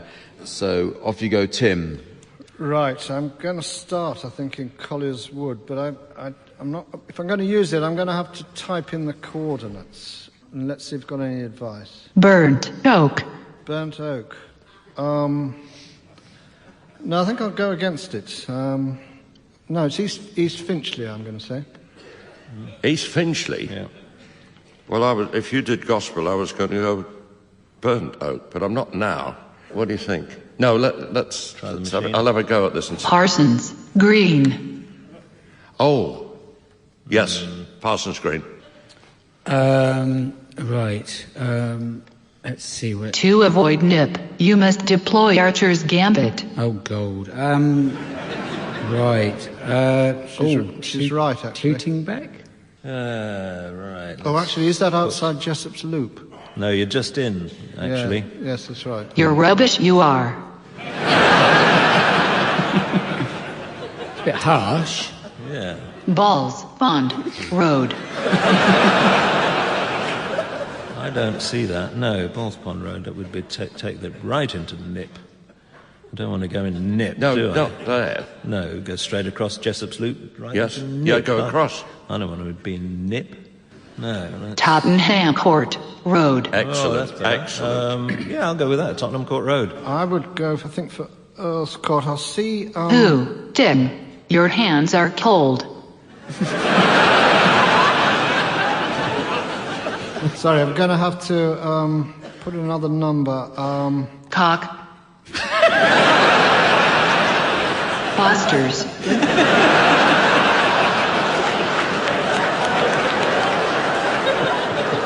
Hey Jack, why the glum face?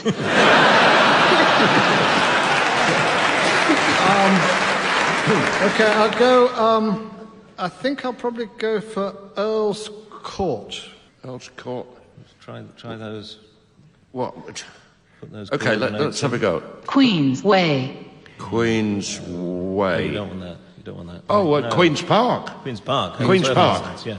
Oh, hang on. Mornington Road. Oh. Hello, Jeremy. Welcome back. I've missed you so much. Ha ha ha. Let's say, Ha ha ha ha ha ha ha. let's say Haymarket. Shepherd's Bush. Oh, all right, Shepherd's Bush. Shepherd's Bush inside Jessop's Loop. This is getting very difficult. Jack, wake up. Has anyone told you, Jack, you have such a sweet smile? Oh, wait a minute. Careful not to wear it out.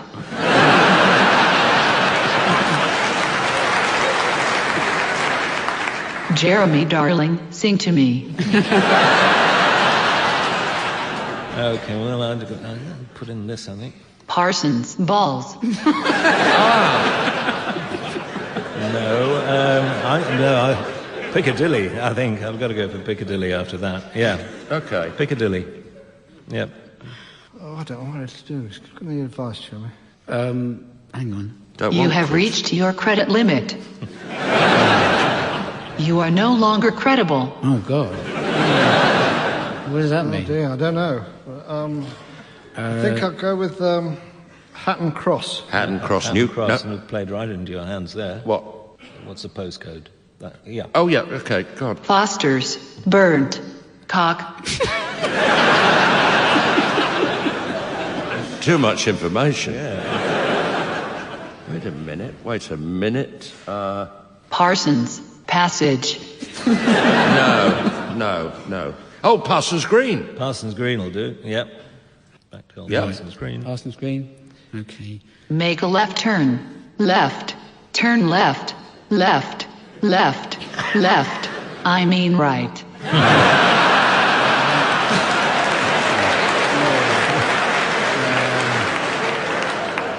Let's see what I can do. You have no valid options. Oh. Jeremy, the most beautiful sound in all the world. Camden Town? Oh, yes, that is tricky, yeah. Hang on a minute, let's go for that. Foster's, Balls, Court. Who is this Foster? Queens, Bush.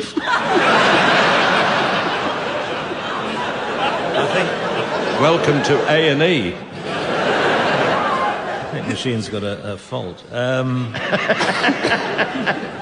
No, you're right, Jeremy. Foster's, cock. No, you see, it's in reverse now. It's going berserk. It's crashed. It is, yeah. Game drawn. Proceed to penalty shootout. Okay, well, I have to go, in that case, go for Earl's Court. Oh, well, in that case... Mornington. Crescent. Well,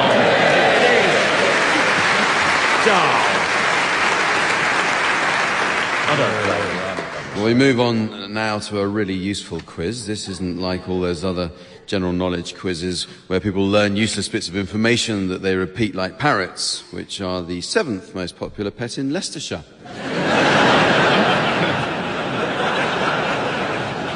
Okay, teams, I have a selection of questions on how money can be saved by finding unusual uses for ordinary household objects. And we'll start with you, Graeme. How about this? How might a couple of large bricks in your lavatory actually end up saving you water? Well, they'd block the toilet for a start. Then you just have to go and use somebody else's. Probably. In fact, as most people know, place the bricks in your lavatory cistern and it'll take less water to fill the cistern, therefore less water is used each time that you flush the lavatory. Because you use less water, it doesn't flush it properly and your house starts to stink. Tim, has a money-saving question for you now. What's a 90% effective way of drastically reducing my telephone bill without changing my supplier? Claim it on expenses.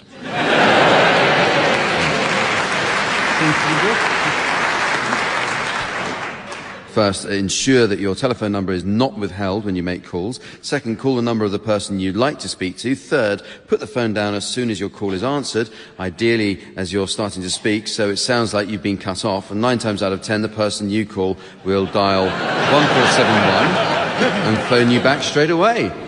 Although it doesn't work when I call my agent. So, Jeremy, what might a lady find in her handbag to clean a dirty rubber?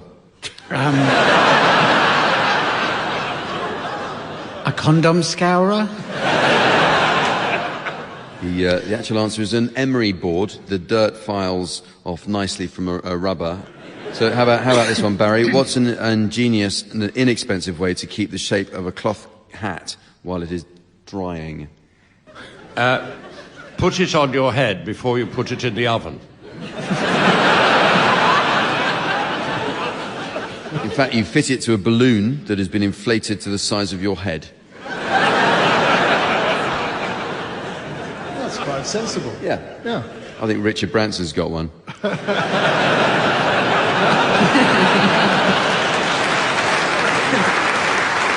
So here are some for any of you to have a go at. How can I make my bar of soap go further? Leave it on a train.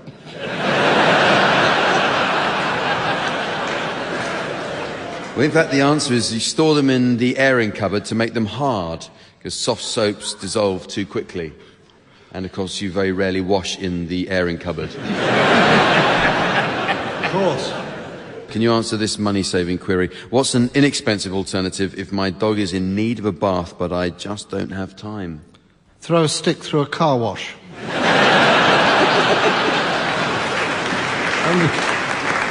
The answer is you can use baby powder in your dog's fur, but you must take care to follow up with a thorough brushing. How can I clean the lavatory, unblock the kitchen sink, and attract fish using the same inexpensive household item? Get a cleaner with worms. In fact, the answer is use Alka-Seltzer. The citric acid in Alka-Seltzer combined with its fizzing action makes an effective lavatory bowl cleaner. If you drop 2 Alka-Seltzers down the plug hole of your kitchen sink, it'll clear the blockage. If you attach an Alka-Seltzer to your fishing line, the stream of bubbles will attract a fish. Oh, that's amazing. What, in the lavatory? Especially, in a stream, it's attractive to fish. Especially fish with a hangover. Yes. What's a fail-safe way of dealing with unruly hairs in your eyebrows or moustache? Tempt them out with a carrot. Very good. The answer, Tim, if you want to know, is use lip balm as a styling wax. Gosh, thanks very much indeed, Jack. Quite, or failing that, use styling wax. And finally, how can I ensure a constant supply of almost free warm water in my house? Drink 30 pints of lager.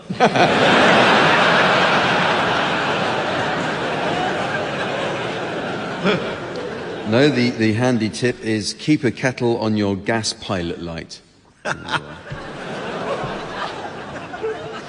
So, what is this book? We have a musical round now with Swanee Kazoo. This is where the teams combine the soothing lilt of the Swanee whistle with the chirpy rasp of the kazoo. Now, what was once thought of as an unlikely combination are now words that roll off the tongue together as naturally as dog and duck or Korean and sandwich. Providing piano accompaniment, we have Colin Sell. Now, listeners will be interested to learn that fans say Colin is very like Elvis Presley. He's often spotted working in McDonald's. So, Barry and Graeme, you can start, and I'd like you to provide us with a rendition of Supercalifragilisticexpialidocious to feature Barry Cryer on the kazoo and Graeme Garden on the Swanee whistle.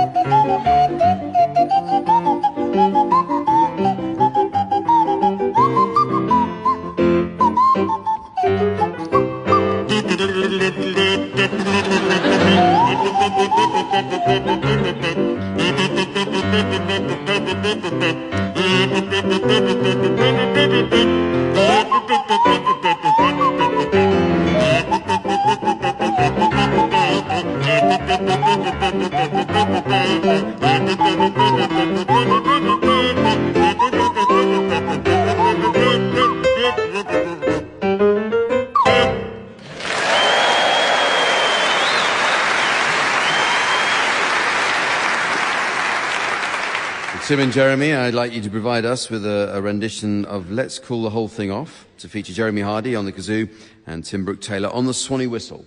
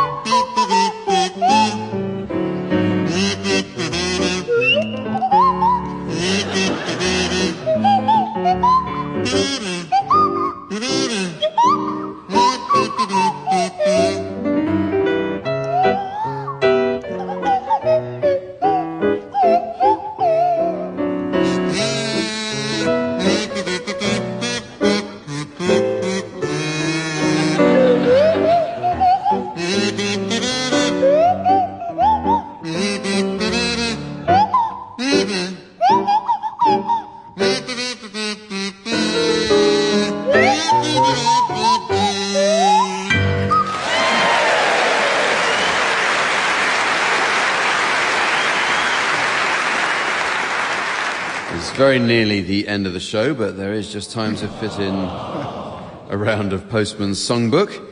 Samantha has to nip off now to celebrate with a gentleman friend who runs a leading parcels delivery business.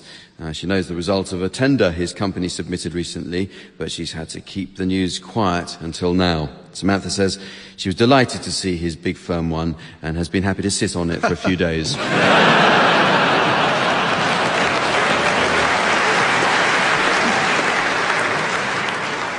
Well, while she's away doing that, I'll ask the teams to suggest song titles likely to appeal to an audience of post office workers, postmen and the like. You can start, Jeremy. Who let the dogs out? Tim. The Last Post. Barry. That's why the lady needs a stamp. Graeme. Who are you going to call? Postmasters. Step inside, love. Envelopes and dozy dotes and little lambsy diamond. Alice doesn't live here anymore. Our mail shook up. A whiter shade of mail. Since you've been gone, there was a package for you.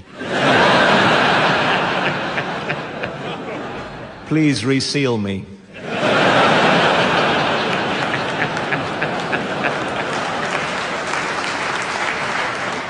And so, ladies and gentlemen, as the char lady of time rubs Mr. Sheen over the sideboard of destiny, and Mr. Sheen decides his West Wing scripts aren't what they used to be, I notice it's the end of the show. So from the teams, Samantha, myself, and the good people of Southampton, it's goodbye. Goodbye.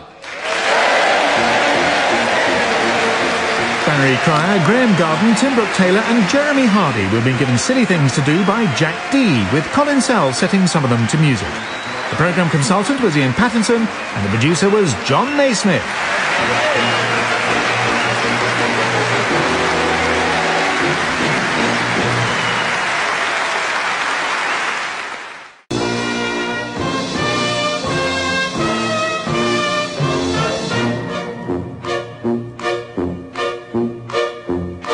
We present I'm Sorry I Haven't a Clue, the antidote to panel games.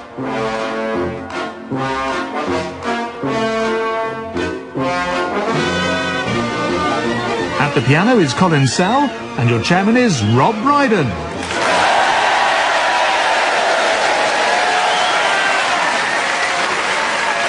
Hello and welcome to I'm Sorry I Haven't a Clue. You join us this week in the fine city of Newcastle at the Theatre Royal. The first settlement here grew in Roman times around the bridge called Ponce Aelius, built in 122 AD by the Emperor Hadrian, with taxes raised on the local Britons. Aelius relates to Hadrian's family name, while Ponce is what the Britons called him.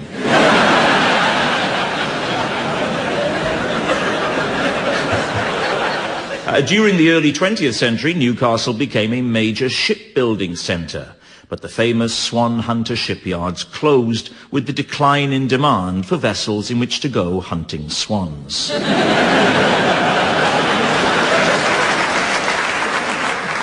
Opening in 1838, Bainbridge's at Eldon Square was the world's first ever department store. Sometime later, shoppers arrived on special coach services from Sunderland to buy unheard-of luxuries such as soap and wax candles, and to gaze in awe at such modern contrivances as gas lighting. Well, it certainly gave them something to tell their grandchildren when they got home this afternoon. Newcastle's Theatre Royal is reputedly home to a resident ghost known as the Grey Lady. The poor woman committed suicide in the main theatre hall by throwing herself from the Grand Circle.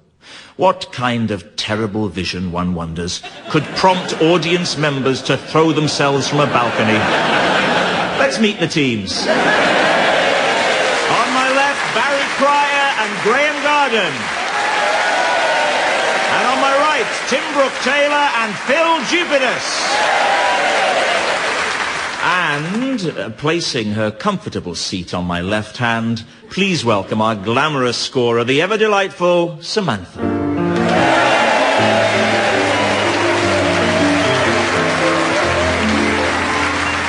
Okay, team, this week, round one is all about national anthems.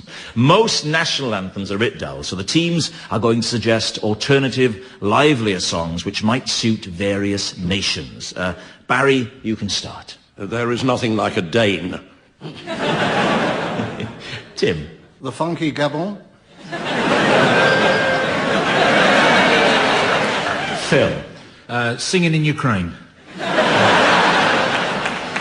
Graeme. How do you solve a problem like Korea?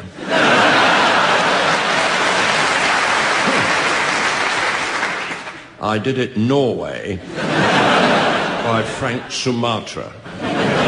Ain't it a pity the Vatican City has never won the cup? Yes, we have no Bahamas. Greece. Sung by Olivia Newton-John. Guam up and see me, make me smile. Poland, Poland, Poland. Sudan, you're rocking the boat. The teams are going to sing for us next in the round called One Song to the Tune of Another. Now, you'd need to live in some sort of non-musical, comedy-free, parallel universe not to get this. So, teams, let me explain. A song is very much like an African big game reserve. The sun-kissed grass savanna plains represent the tune, which provide grazing for the words or animals. These may be herds of gazelle, but occasionally they'll move on to be replaced by wildebeest, for example. Or, put another way, one song is sung to the tune of another. Now, I can guess exactly what everyone's thinking. What about elephants? And indeed, they are a worry, as unscrupulous poachers hunt them for their tusks. Who could possibly commit criminal butchery over a few pieces of ivory? At the piano, Colin South. Well, we are going to start with you, Tim, and I'd like you to sing the words of the Hokey Cokey to the tune of Titwillow.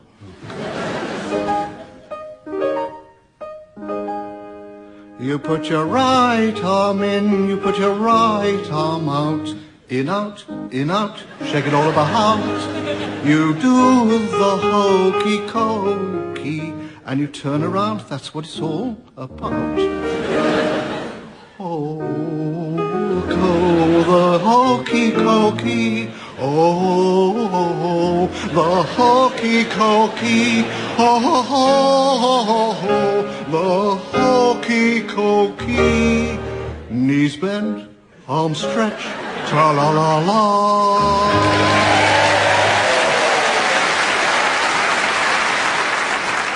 And now, Barry, I'd like you to sing the words of If You're Happy and You Know It to the tune of Lily Marlene.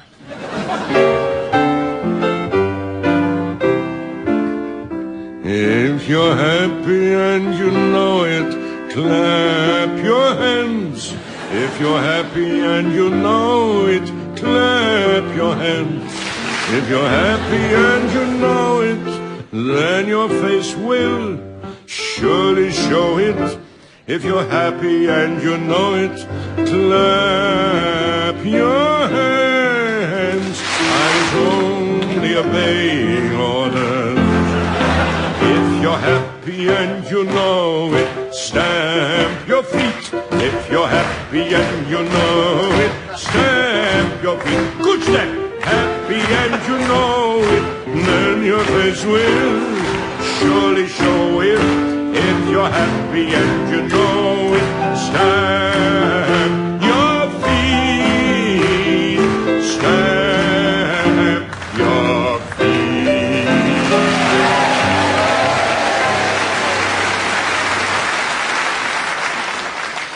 Well, that certainly moved the bar. Now,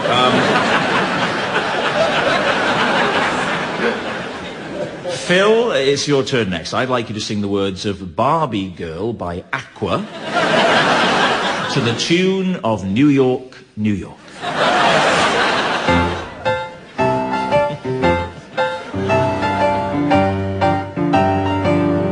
I'm a Barbie girl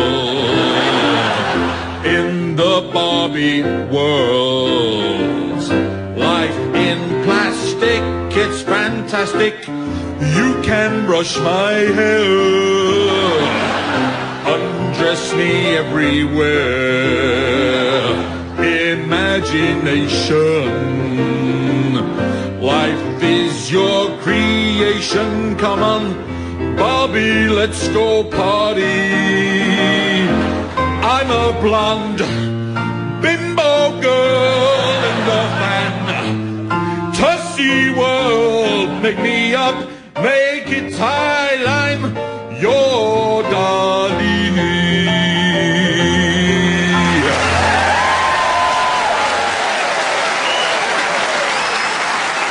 And finally, Graeme, I'd like you to sing the words of Brown Girl in the Ring to the tune of On the Street Where You Live.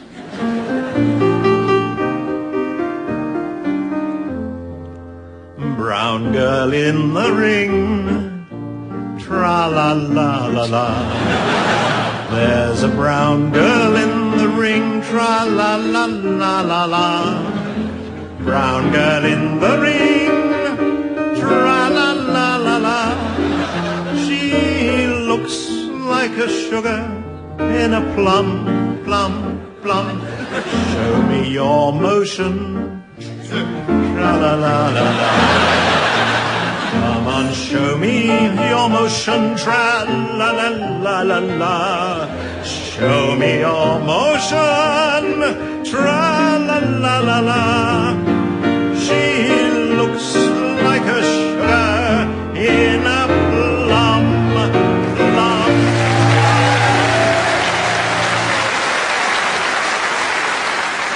Well, there we are. That round's over. Now, the teams are going to engage us with a spot of role-playing now as they portray a scene in a smart restaurant. Okay, I'd like you, Tim and Phill, to play a couple enjoying a candlelit dinner, while Barry and Graeme will be over-attentive waiters, whose job it is to interrupt the diner's conversation at the least opportune moment. Colin, some restaurant music, if you please. Off you go, teams. Good evening. Good evening. Good evening. Good evening. You've got a table by the window here. Thank you very much. Lovely. Orders will be with you shortly. Over here. Deirdre, I don't know how to put this quite. Oof. I'm thinking of having some plastic surgery done on my... Meat and two veg, sir.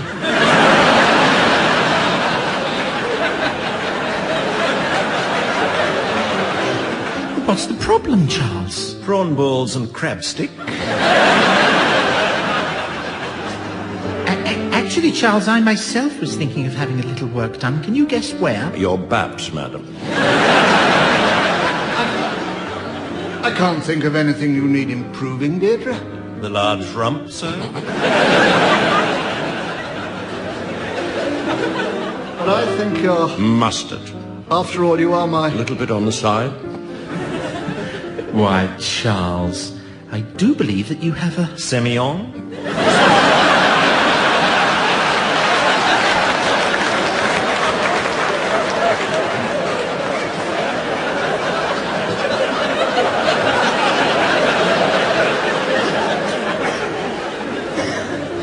Would Madam care to taste it?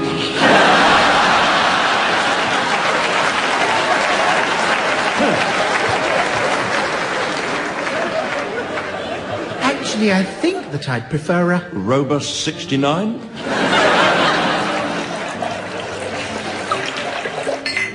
Oh, Charles, I simply can't remember the last time that I... Spotted dick, madam? Why do you keep calling me Charles? Your bill, sir.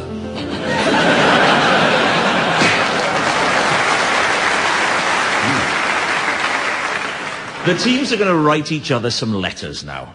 Barry and Graeme, I'd like you to start by composing a letter from Nicolas Sarkozy to Silvio Berlusconi.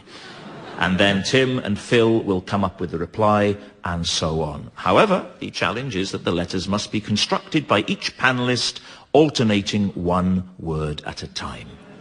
Off you go, Barry and Graeme. Cher Silvio, I thank you for the letter of paper and ink that you sent so kindly to me and my lovely wife. Thank heaven for little girls. Also, I want to inform you that we are having a party tomorrow in the Champs-Élysées, and also we will be having another party in the back of the Eiffel Tower, on which, by strange coincidence, is one of the most beautiful memories I recall having recalled.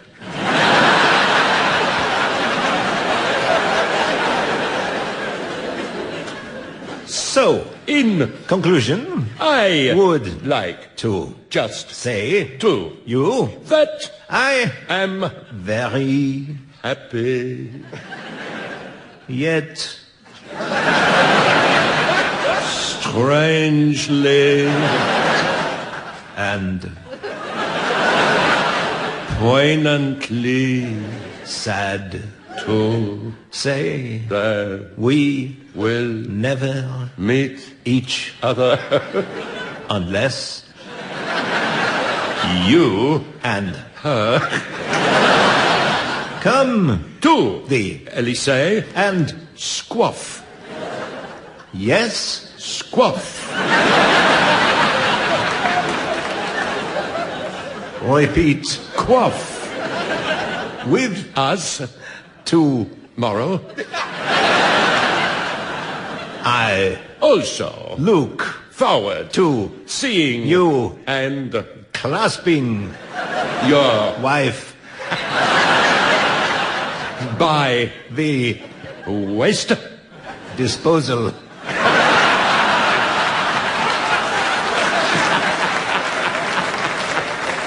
Unit, which is in the kitchen just above the large sink, or sink as we call it here in the center of Paris. Bye. Bye. Bye. Bye. Delilah.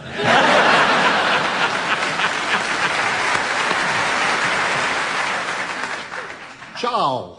Nicholas, If you can come to Rome, to my house, then I will introduce you to my little friend. She is very, very, very tiny. And I love to really touch her on the dolce latte. If you know what I mean. So come to Rome and bring with you a wife. I will give you one of my wives. So come when you feel like it. Your very good friend, Silvio.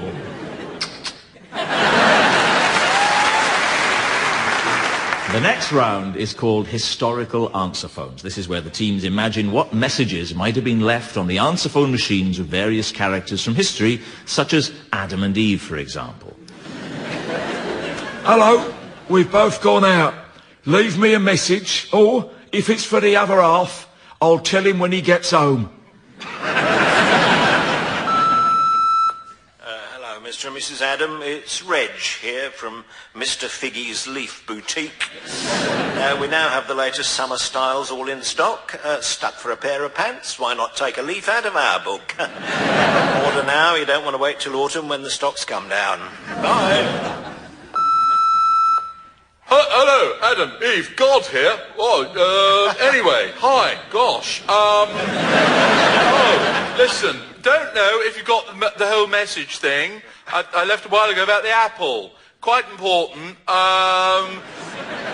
If you could, give me a ring back, you know, whenever, gosh, I hate these things. Just, yeah, whenever you want. Okay, go on, sweetheart, bye. Hello, Richard Dawkins here.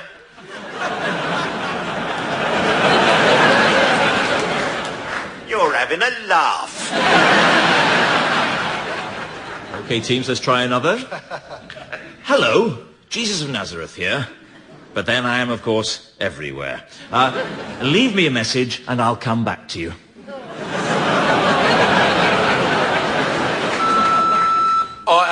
Jesus, it's Thomas here. I think I dialed your number anyway, I'm not sure. Look, I'll call you back. Look, you've got caller ID. Speak later, ta-da. Hello, Mr. of Nazareth.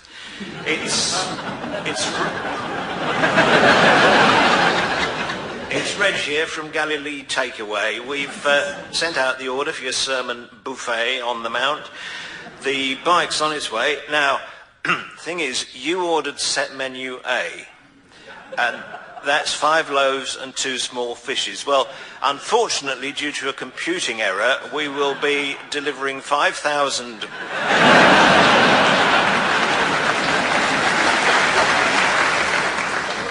crusty wholemeal bloomers and 500,000 kippers. It's our mistake. Hope it doesn't cause you any problems. Bye.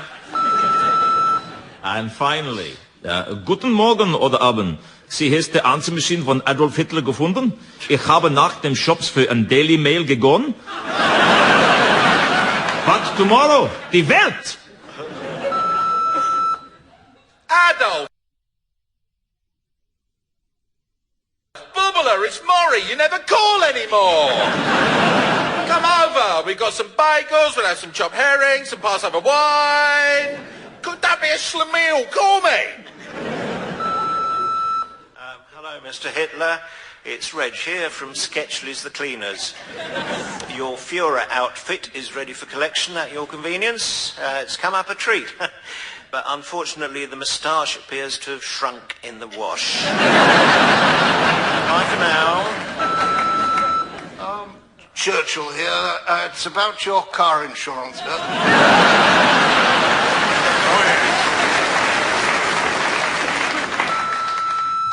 Hello, Albert Hall Lost Property here.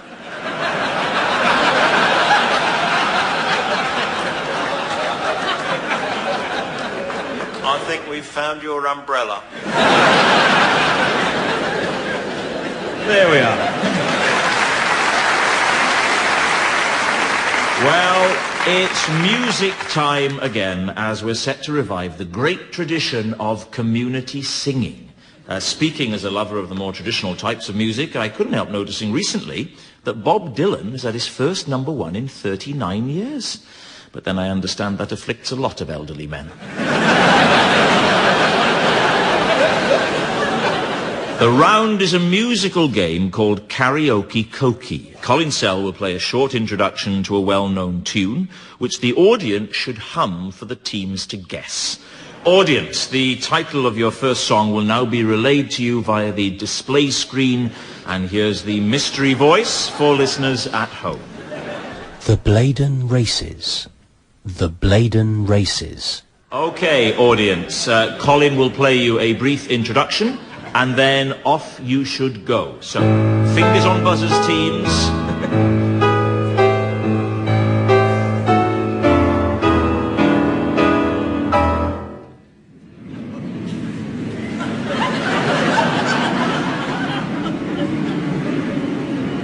judge coming in.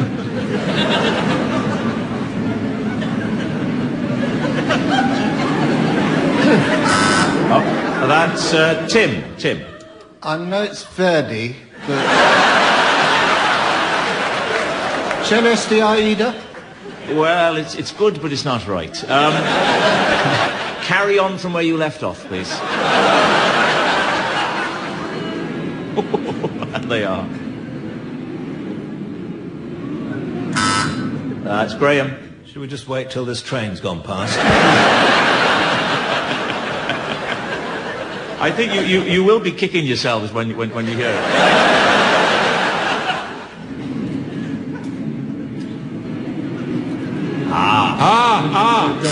That's Barry.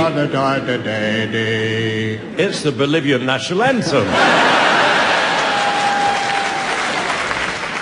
Is it the Ascot races? Oh, that's well. I think we were going to have to stop it there. Is that Blade? It's the Brydon races. Yeah. The Brydon races, often referred to as the Geordie national anthem. So let's try another. That one went so well. Here's a further song title for you, audience, and here is the mystery voice for listeners at home. Cushy Butterfield. Cushy Butterfield. Are you ready, teams? Colin, would you give us another intro, please?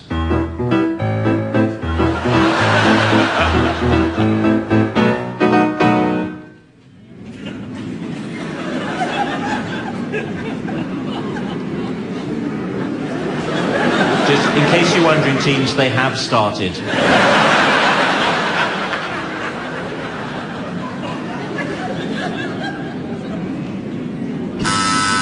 Barry. Flight of the Bumblebee.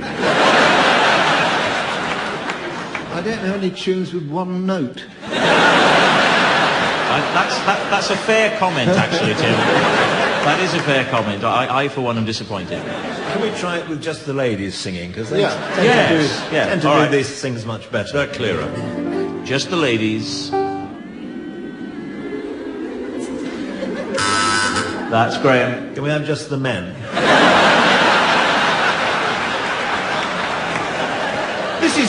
This is like the worst hip-hop gig ever. Just the ladies. Now my homies. Right, we'll have one more try at it, okay?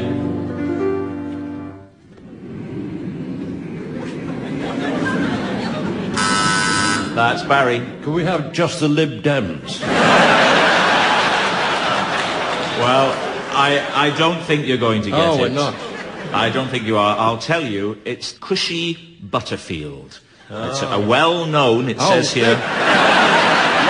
It wasn't anything like that. They colour Cushy Butterfield. It says a well-known Geordie song. Right. Yes, it is well-known. Not to them, just it's not the tune. That's That was a remix. Well, it's very nearly the end of the show, but there's just time to fit in the Chocoholics Film Club. Samantha has to nip off now to meet her theatre director gentleman friend who's staging a production of Willy Wonka and the Chocolate Factory. Samantha has designed the posters for him, but she's used a chocolate bar brand name which isn't allowed, and for copyright reasons they need to change the title. So not only are Samantha's Snickers coming off, but she's got to take his Willy out as well. So while she's away coping with that, I'll ask the teams to suggest titles of films likely to appeal to an audience of chocolate lovers. Graeme, will you start, please? Local Aero. Barry. The Guns of Toblerone. Tim. The Bourneville Ultimatum. And Phill. The Horse Whisper. Oliver Twix. Terry's All Goldfinger. Gone in 60 seconds, but very tasty. Oh, Ferrero Rocher's Day Off.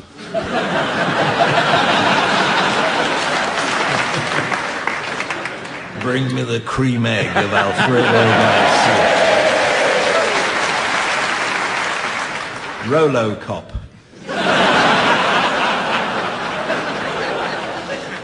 And so, ladies and gentlemen, As the little green man of fate flashes over the zebra of time and the zookeeper of destiny puts the startled zebra back in his pen, I notice it's the end of the show. So from the team, Samantha, myself, and our marvellous audience here in Newcastle, it's goodbye. Goodbye!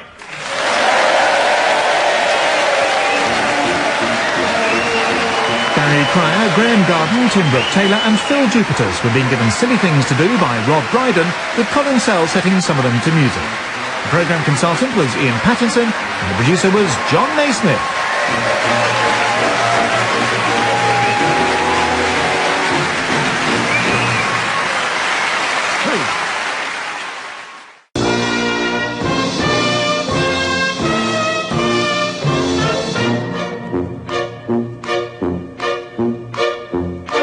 We present I'm Sorry I Haven't a Clue, the antidote to panel games.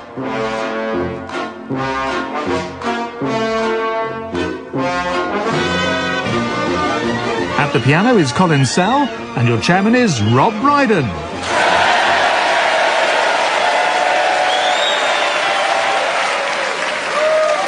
Hello and welcome to I'm Sorry I Haven't a Clue. You join us this week for a second visit to Newcastle's Theatre Royal.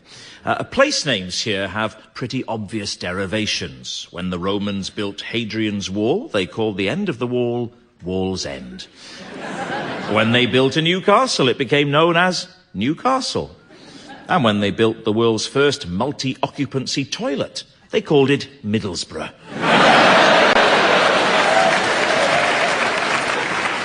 To the north of the city is found Town Moor, which provides cattle grazing rights for all freemen of the city. Historically, these rights extend to Newcastle United St. James's Park, but are not actually exercised. It was thought a herd of lumbering bovine creatures, gently chewing grass, might upset the cattle.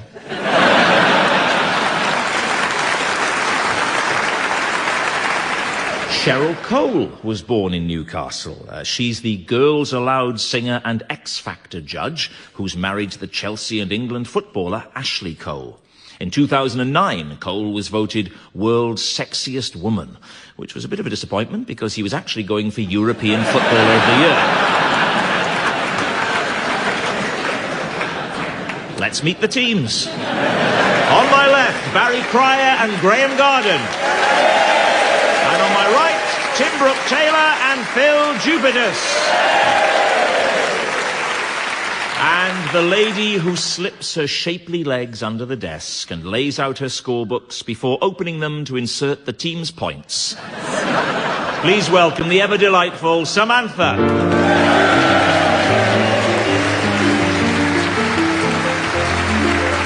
Okay, we kick off today with the round called New Uxbridge English Dictionary.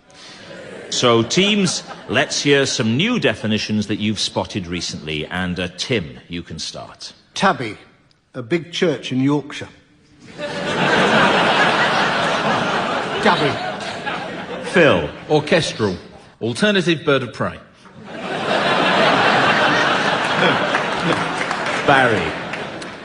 Philander, Mr. and Mrs. Jupitus. And Graeme. Natterjack, a telephone socket. Insurgent, washing powder for terrorists. La Donna e Mobile. This kebab's moving about.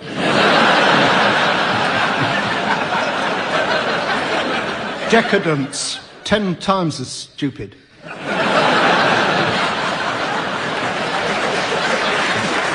Hydrangea, warning from Tonto. Chattanooga, talk about confectionery.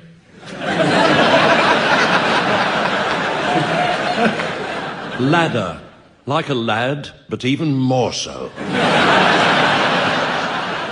Superglue, a really lovely Eskimo's house. Plank, Chinese practical joke.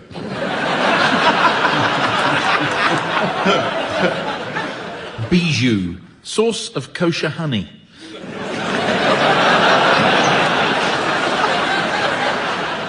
Asphalt. Constipation.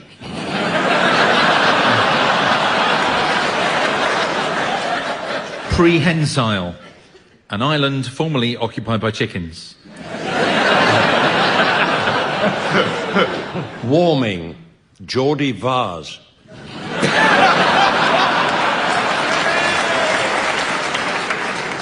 The teams are going to sing along to some discs now in the round called Pick-Up Song. Our ever-eager record researcher Samantha has managed to find the time to select this week's discs despite making several trips to hospital to visit the elderly archivist. He'd attempted to end it all by jumping from the top of the gramophone library building after becoming disheartened at the ease with which Samantha lifted and climbed to collect the required discs. Apparently, he tossed himself off shortly after he saw her beaver away up a ladder.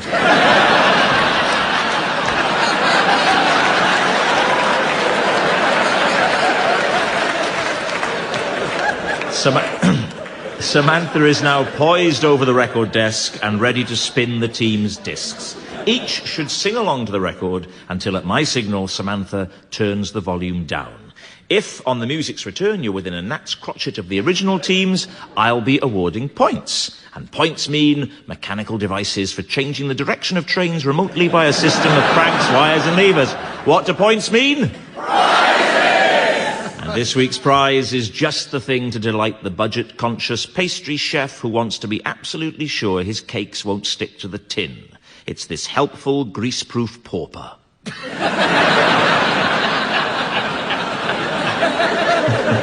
Barry. Yes. Barry, you're to start, and I'd like you to accompany Newcastle band The Animals singing House of the Rising Sun. There is a house in New Orleans they call the Rising Sun, and it's been the ruin of many a poor boy, and God, I know I'm one. My mother was a tailor. She sewed my new blue jeans.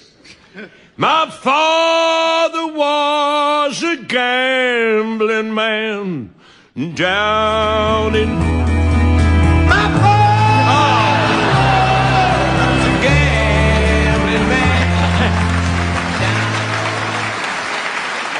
You're next, Tim. I'd like you to accompany Newcastle-born Jimmy Nail singing Crocodile Shoes.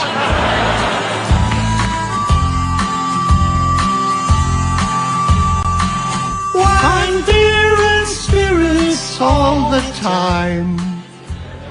Though I have you, still she's always on my mind. The rain falls down, I'm soaking through. I'm an old man inside a young man's suit. My crocodile shoes are crying too, for they know how much love I have for you. Oh yes, so much love I have. Crocodile shoes, crocodile shoes, crocodile shoes, crocodile shoes.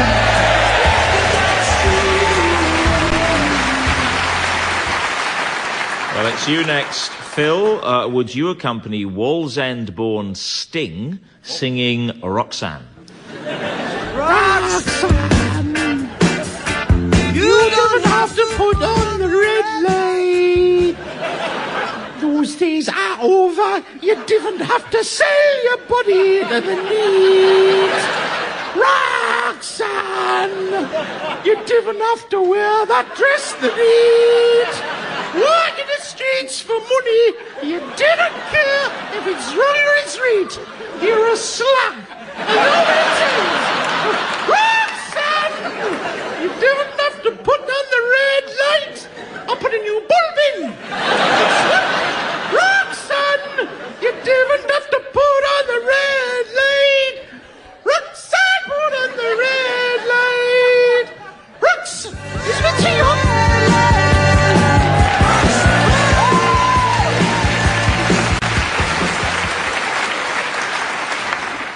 was as though he were in the room.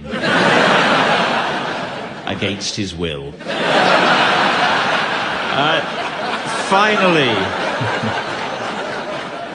Finally, would you, Graeme, please accompany Newcastle-schooled Neil Tennant of the Pet Shop Boys singing Go West, and the rest of you can join in on the Togethers. We will go our way together. We will leave someday together. Your hand in my hands together. We will make our plans together. We will fly so high together. Tell all our friends goodbye together. We will start life new together. This is what we'll do. Go west. Life is peaceful there. Go west. In the open air. Go west. Where the skies are blue. It's what we're going to do.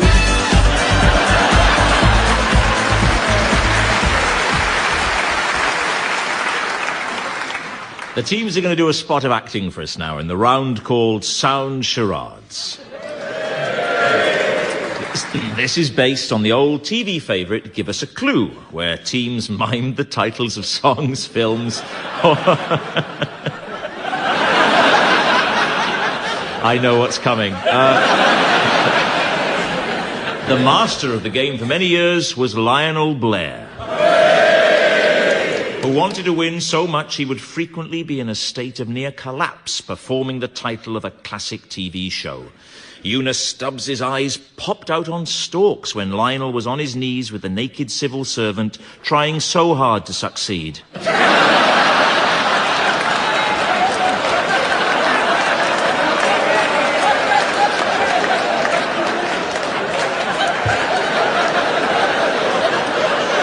So, Tim and Phill, you're to start, please.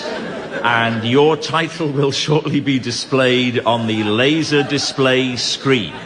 For listeners at home, here's the mystery voice. Deliverance. Deliverance. You're guessing this one, Barry and Graeme. Off you go, Tim and Phill. It's one word and it's a film and it goes like this. Good morning, sir. Package to sign for. Ah, good. I've been waiting for these. Very glad to be of service, sir. Hang on a minute. Is there a problem, sir? I was expecting 2,000 termites, not these.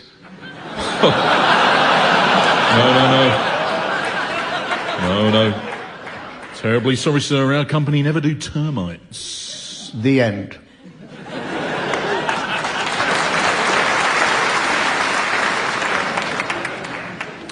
Well, I've had this happen to me. Insects are involved in some way, but not termites. Ants. Yep. Parcel ants. Post ants. Delayed ants. Late. Deliver ants. Hey!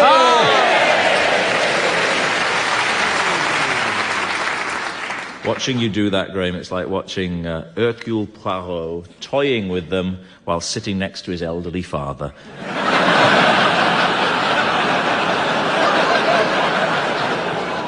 It's your... Right, your turn, Barry and Graeme. Your title is now being exhibited on the laser display board, and here again is the mystery voice for listeners at home. The Wild Bunch.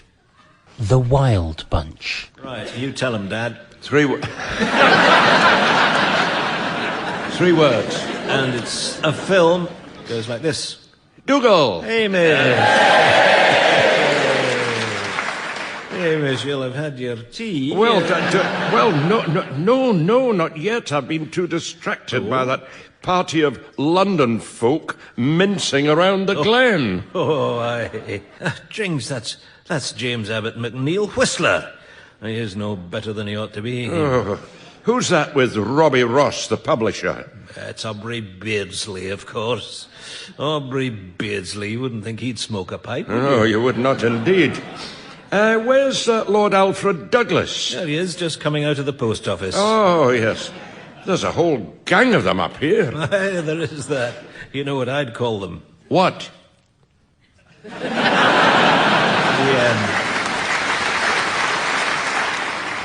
Fin de siècle? Artists? The end of the... Artists? No. Yes. What would they have in common? They were all fin de siècle people, weren't they? Yes. Think of some of the people who were mentioned. Aubrey Beardsley. Yes. That would help. And then who else? Whistler. The main thing is... I was given to understand this wasn't a real quiz.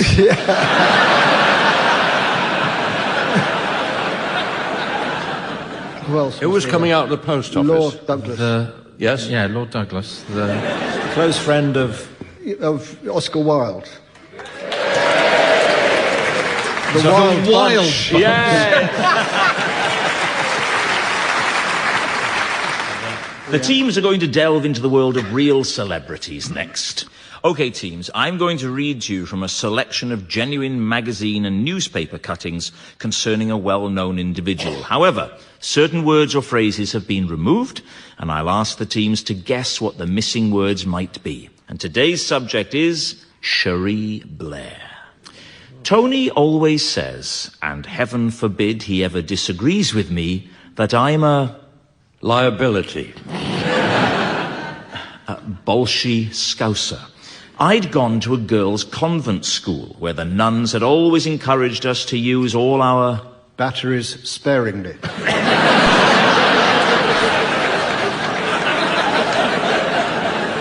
to use all our talents.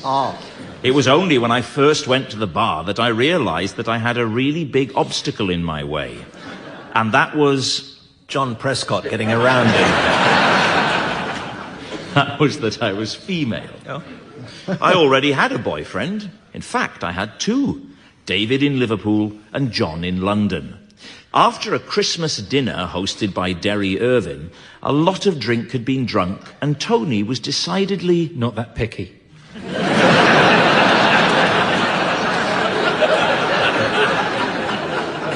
He was decidedly amorous. Eventually, Derry went home. Then Tony and I took the bus. It was a double-decker, and we went upstairs. It was completely empty, and by the time we got off... there was room for one more on top.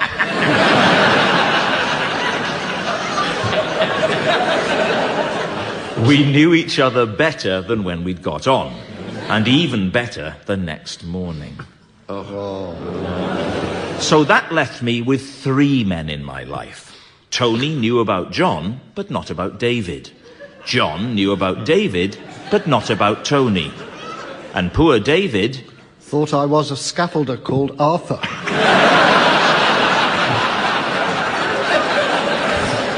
Poor David imagined I was living a quiet life in dreary London. Even at that very early stage in our relationship, Tony and I would spend hours talking about God and what we were here for. I don't think it would be too strong to say that it was this that drew us together. This and the fact that he had just lost his... spectacles. The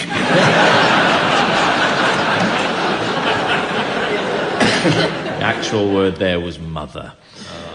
When Tony first went to see the Queen, instead of just brushing over her hand with his lips like you're supposed to, he stumbled and fell on... her with a cry of, "Get your crown, love, you've pulled."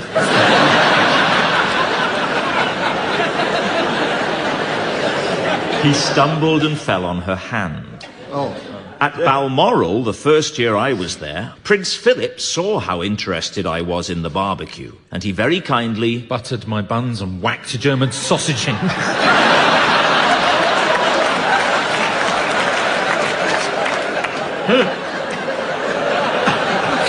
What Cherie actually said was, he very kindly gave us one. And in the midst of all this, I had a fourth child, age 45. It wasn't... a normal age for a child.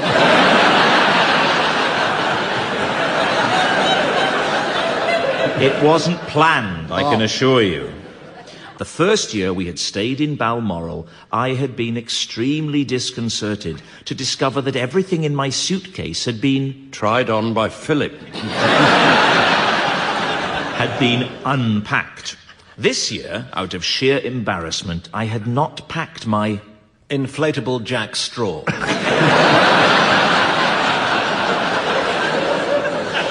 I had not packed my contraceptive equipment.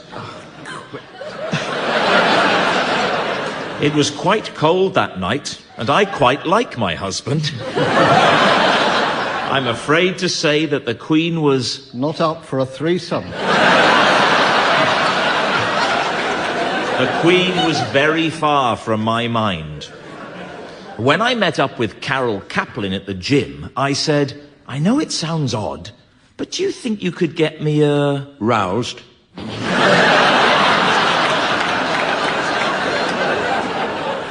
you think you could get me a pregnancy testing kit? She brought it round, and I just couldn't believe it. I rang Tony immediately. The test, I said, it's... just started and England are batting. It's come up positive. Oh. I don't regret my friendship with Carol Kaplan. Fashion wasn't one of my main obsessions in life. I never wore makeup at all until 1994, when somebody said, I'm so sorry, I was trying to post a letter.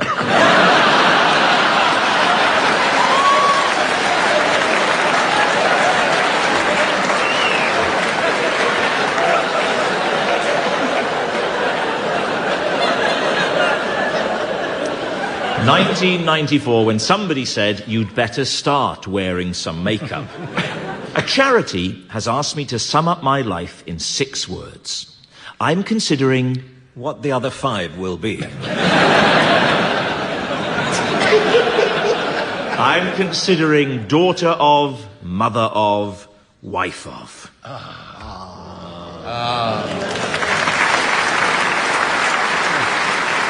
And so to our next game. It is called Word for Word, and it's a word game that's all about words. And the trick here is to be careful to choose exactly the right words. For example, a senior government minister got into trouble recently when she inadvertently told an international conference that Britain's 3rd largest city, Birmingham, stinks of urine. Birmingham is, of course, Britain's 2nd largest city. Word for Word is where each team takes it in turn to exchange a series of words which should have no possible connection. Tim and Phil, you can start exchanging your unrelated words, while Barry and Graeme should challenge to take over play if they detect a connection.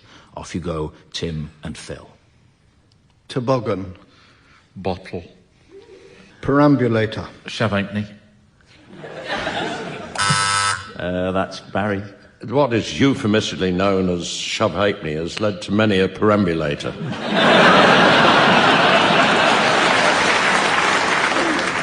It hands over to you.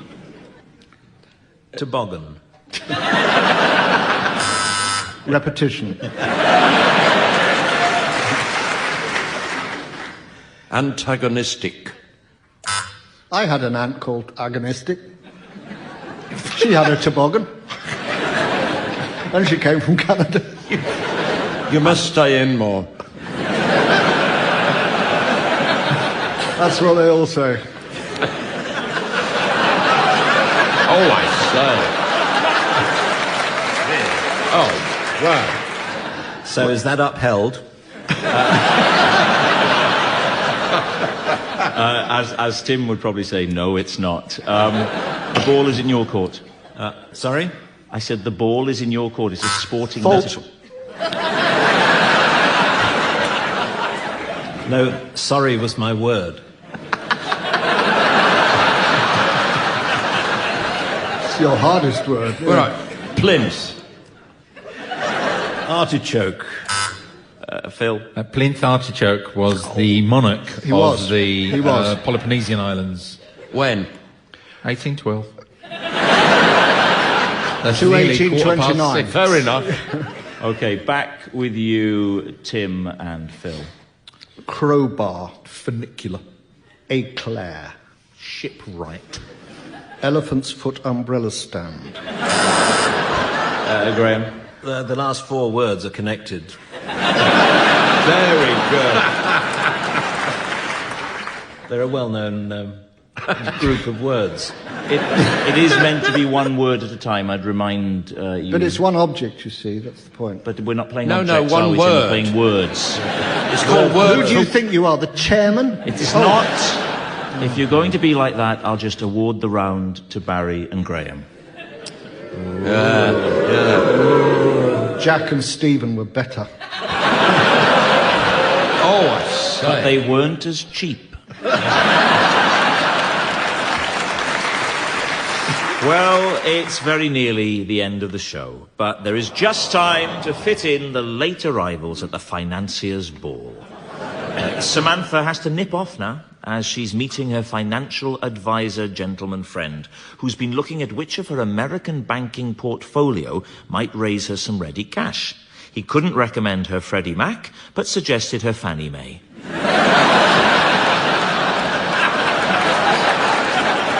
So while she's away doing that, I'll ask the teams to announce the late arrivals at a society ball for economists, financiers, and others in the world of money management. Barry, you can start.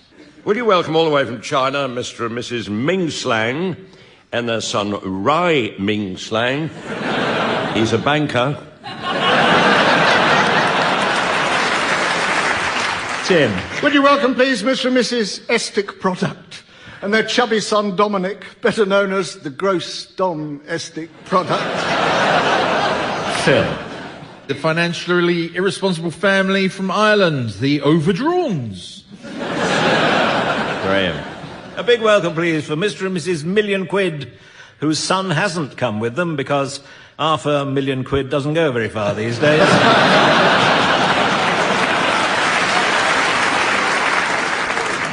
Please welcome Mr. and Mrs. in a cardboard box now and their daughter Olive in a cardboard box now. Mr. and Mrs. could do a better job as Chancellor, and their 3-year-old son Tommy could do a better job as Chancellor.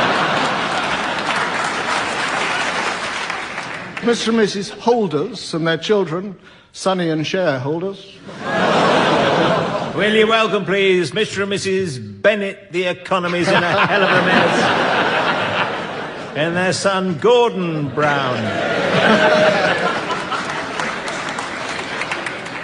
And so, ladies and gentlemen, as the Englishman, the Irishman, and the Scotsman of time go into the pub of destiny, and the landlord of doom tells them he doesn't serve cliches, I notice it's the end of the show. So from the team, Samantha, myself, and the good people here at Newcastle, it's goodbye. Goodbye.